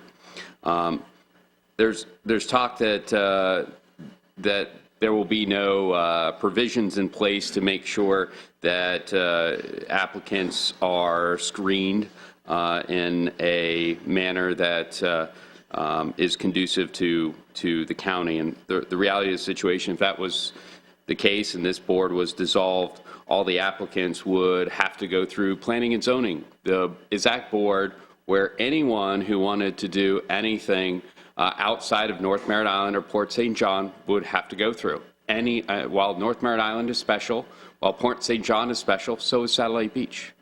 So is Malabar. So is West Melbourne. So is Palm Bay. These are areas that have unincorporated portions to them. So yes, those are cities, but there are unincorporated areas of Palm Bay. Thank you.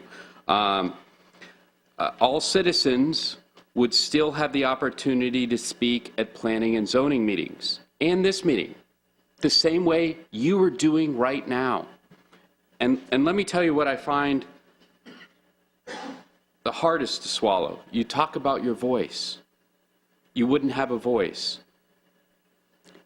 You have one of the most competent and intelligent voices up here sitting to my right. You elected him, and he is a darn good representative for your voice in planning and zoning, as well as many of the, the board meetings that come before you. Never once question the work, the ethics, the time that this individual, Mr. Barfield, we disagree a lot, but he is a, and I'm sure we disagree on this issue. Yeah, we do. But let me be very, very clear. You have a very intelligent individual who, if you show up to many of these planning and zoning meetings, he usually discloses. I can't remember a time that he hasn't, that I went and checked that whatever application out. I was there. I spoke with the owner. No one does it. Spends more time and dedication than Commissioner Barfield. So as far as representation, guys, you picked a good one. So again, this is something that will save the taxpayers a few bucks, contract government just a little bit, as well as provide the protection for zoning and planning that the rest of the county has in place. Thank you, sir. Commissioner Barfield? Well, first off, I'm wondering what your motive is for saying that. No, I'm just kidding. You know, we can talk about being conservative. Conservative to me is where you get the input at the lowest levels possible in government. We've had somebody talk earlier about the different laws, the T-tax, all these other things, the things that happen in our history. The most important thing is that you get to the lowest level of your community to give the voice. You can talk a voice. Yeah, we all have a voice, but when you're an elected official from a body that was elected, that the voters voted to put in place, and then they elect you in there, like this district, I think it has a lot, it means a lot. And so you know, we can talk about all these different things, but it is an advisory. It's an advisory because you guys are waiting around in the flood. You're the ones that are there. You're the ones that really live it. I can go up there, and I go up there a lot. I go to all your area a lot. I look, I do, but I'm not living it. You're living it, not me. So you know, I just think that it's so important that we keep this. And with that, I'll make a motion that we deny this. I have a motion on the floor. Do I have a second? I'll second. Motion second by Commissioner Isnardi. We're going to vote on this, but I just want to say, too, before we let this go by, you guys are so involved. You're so passionate, and I think you're amazing. I think it's home rule. It's great. And the fact that you volunteer, I think, is wonderful. And but I do agree, Commissioner Barfield isn't too bad here. So thank you for all you do. I just have to tell you that. And same with the Port St. John group. I can't imagine going a day without hearing from them. They're just wonderful. So thank you. I have a motion and a second on the floor. All in favor say aye. Aye. Opposed? Nay. It passes. Commissioner Smith, are you with us still? Aye. Okay, it's his motions. To deny. We denied it, 4-1. Thank you. Commissioner Tobias? Yeah, Madam Chair, and thank you for your indulgence, but the next one, what's the agenda item? I'm sorry. F1, sir. Port St. John's. 6F1. Yes, sir. 6F1 would also decrease the size of government. So seeing as that's not going to be met with enough votes to pass, I would like to pull that one from the agenda with your permission. Thank you, sir. So we're Withdraw it. We're going to withdraw item 6F1. Okay, I have no cards for public comments, and I believe we're finished with all the rest of the business, so we're going to move along to board reports. County Manager Frank Abate, do you have a report, sir? Just very briefly, Commissioner, I just wanted to let the board know that I will be bringing back an agenda item for public hearing that we are going to be requesting to amend the ordinance addressing transportation impact fee moratorium on residential and commercial the ordinance by extending it for 30 days, the time frame to get a certificate of occupancy due to Hurricane Irma, its impacts, and the ability of people to get things in within the time frame that currently exists, which expires. They were given 1 year until December 31st. So I just want to let you know we're going to be advertising and bring it back for the board's consideration on October 24th. Thank you for that, sir. Ms. Bentley? No report. Commissioner Barfield? No report. Commissioner Tobias? Thank you, Madam Chair. And I had a couple suggestions for workshops that I know we had discussed in the past. So I would like to, put the workshops up for discussion. The first one, and I want to thank Jill again and her staff for all the budget work that went on. Sorry, I shouldn't say but. And we will most likely be facing a homestead exemption that will pass and create a reduction of $7 to $9 million. So what I would like to do is see what we can do in the meantime before that passes. Two similar homestead exemptions increases have come up in the past. Both have passed statewide with large majorities. It would be foolish to believe that to stick our heads in the sand and think this wouldn't happen. So I would like to see what we can do as a board, see what we can do to task Jill and our hardworking department to help mitigate that, so we're not facing a $9 million shortfall when that passes. I wish I had the answers for that, but I think that we need to spend some time as a board and give some direction how we can prepare for that as we move forward. We have time, but I definitely want to put that on the radar. And second of all, a citizen who I didn't see here today, and I see her all the time, Pam LaSalle, had mentioned Auditor General. I believe, Commissioner Smith, Chairman Smith mentioned that was something that, should be looked at. And, I had a tough start, but I think I found out the way that we look at stuff to begin with is through workshops.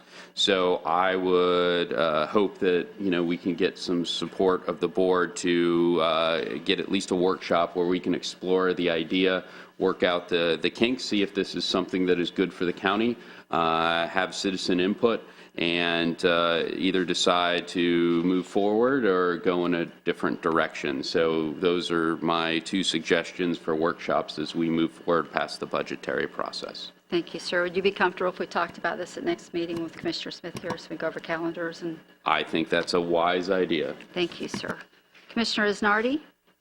I just, again, I guess I don't know if an apology is in order, but I get a little upset when we get attacked by the public, and I would just ask and implore this board that when we hear obscenities that are loud enough for the entire room to hear, to where people are sending me emails and messages to that effect, I think that we all need to ask, or the chairman, and I know this is not your usual position, but I didn't hear we it. just ask for order, because I heard some pretty horrible things, and I would never treat others that way, and I would just ask that, because this is a meeting and because this is supposed to be a professional setting, that we give plenty of opportunity to talk, and they wouldn't say those things at the mic, but to say them from the audience is quite offensive. So I would just ask that we hold the audience accountable as a board, at least for some order and some proper discourse. But anyway, on a positive note, and I just wanted to thank staff. I mean, I cannot tell you,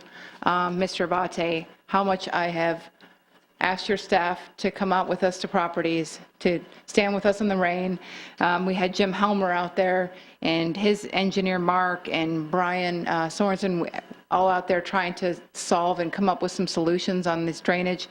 And I just, without complaint, without hesitation, they were like, we'll meet you out there, we'll see what we can do. And we've got some major flooding, as I'm sure we all do in all our districts, but not just my personal staff, which have all gone, Danielle Stern and Vic Lubker and Margaret Gaudelock, have all gone above and beyond fielding the amount of phone calls and getting the information to the right people and meeting me out at these properties. I can't say enough, and I'm sure I've missed plenty of people, but Buster Clark and Thad and Harvey and Andy Holmes, everybody is on top of it, and I'm not just thankful and grateful, I'm amazed that they somehow work it into their busy schedules and their everyday, what they have to do to help us and try to come up with solutions, because we've had angry residents, we've had very patient residents, but we have residents that are feeling the hurt of unprecedented rain and flooding, and I'm very grateful for all of staff does, and I couldn't be prouder of not just being an official employee of the county, but being a part of such a wonderful group of people that are eager to help and care about what's going on in their neighborhoods and other people's neighborhoods. So thank you so much. Commissioner Barfield? I have to repeat the same thing. I've been worked with John Denninghoff and Andy Holmes, all the people. In the middle of the night, 2 o'clock in the morning, they've got people out trying to pull out things out of ditches so the people won't get flooded. I mean, 24/7 they've been out doing all this, and it's just that's not something. That's a pride. That's a passion these people have for doing the right thing. And I can't remember which one it was. Someone said something to me that says, "Well, I just look at it like that's my own house, and I wouldn't want to be flooded." And that's really what it's about. And there's nothing, I don't know what else you can say. When people love their job and they love what they're doing, I mean, it really shows. And it goes to the leadership, and the leadership is showing that too. And I really appreciate, personally, I appreciate that too. And my staff too, they've been fielding phone calls, as all of ours has, I'm sure. And they've been working their tail off. And it's very frustrated people, and it takes a very special person to be able to deal with people when they have water up to their knees in their house and they don't know when it's going to go away. They have sewage coming out of their septic tank into their house. And we have to understand it. We have to understand how difficult that is. And my staff, and I'm sure all your staff too, are doing the same thing. You're listening. And I just want to thank my staff for what they're doing, and most importantly for keeping me out of trouble. So, but thank you. Commissioner Smith? Yeah, I hope you guys can hear me. I'm listening to this, and I know what's going on in the county, and I know that we've got some extraordinary situations going on from extraordinary weather conditions. And, I think the old saying goes something like, extraordinary times require extraordinary actions from extraordinary people. And I think what you guys have been saying is that we have a lot of extraordinary people who work for and in the county, and I just hope that the public recognizes that. I know that they can get exasperated and short-tempered because they have water in their backyards or debris didn't get picked up as fast as they wanted, but they have to see and hear from us as to how hard and how caring and how persistent our county employees are. And again, as Mr. Barfield said, that starts with the leadership. So my thank you also to everyone involved. Thank you, sir. I know the county's going through a lot more frustration than normal, and that might be why we had a little bit of more frustrated people out here today. I didn't hear anybody cussing, though, and I'm glad I didn't. I think that I would love for us, I read an article in the paper that was written recently about getting civility back into government and things that we do. I think that would be wonderful if we start working towards that, maybe even in these chambers. It would be wonderful if people learn to disagree without getting mad. It's probably not going to happen. Then it'd be wonderful if we could do it without being rude. No, if that's going to happen. So I guess we'll settle for people disagreeing without cussing. If we can get there, that might be our first goal. But I understand the frustration. District 1 people have been just phenomenally patient and kind, and I appreciate that so much up there. But, we feel for you guys with all the flooding going on and the flooding that we're dealing with, and people having a hard time paying their bills right now with all the extra expense of all this rain. And it looks like we're going to have more rain all weekend. So just praying for the community and hope everybody can get our lives back together normal here soon. Thank you for everything, and thank you to this commission for all the work you do. And with that, I adjourn the meeting. The opinions expressed by any member of the public during any period of public comment do not necessarily reflect the views or opinions of the Board of County Commissioners of Brevard County, Florida, Space Coast Government Television, or the program sponsor, and are solely those of the presenter. The Board of County Commissioners of Brevard County, Florida, Space Coast Government Television, and the program sponsor hereby expressly disclaim any and all responsibility or liability for any defamatory or slanderous statements expressed by any member of the public during any such period.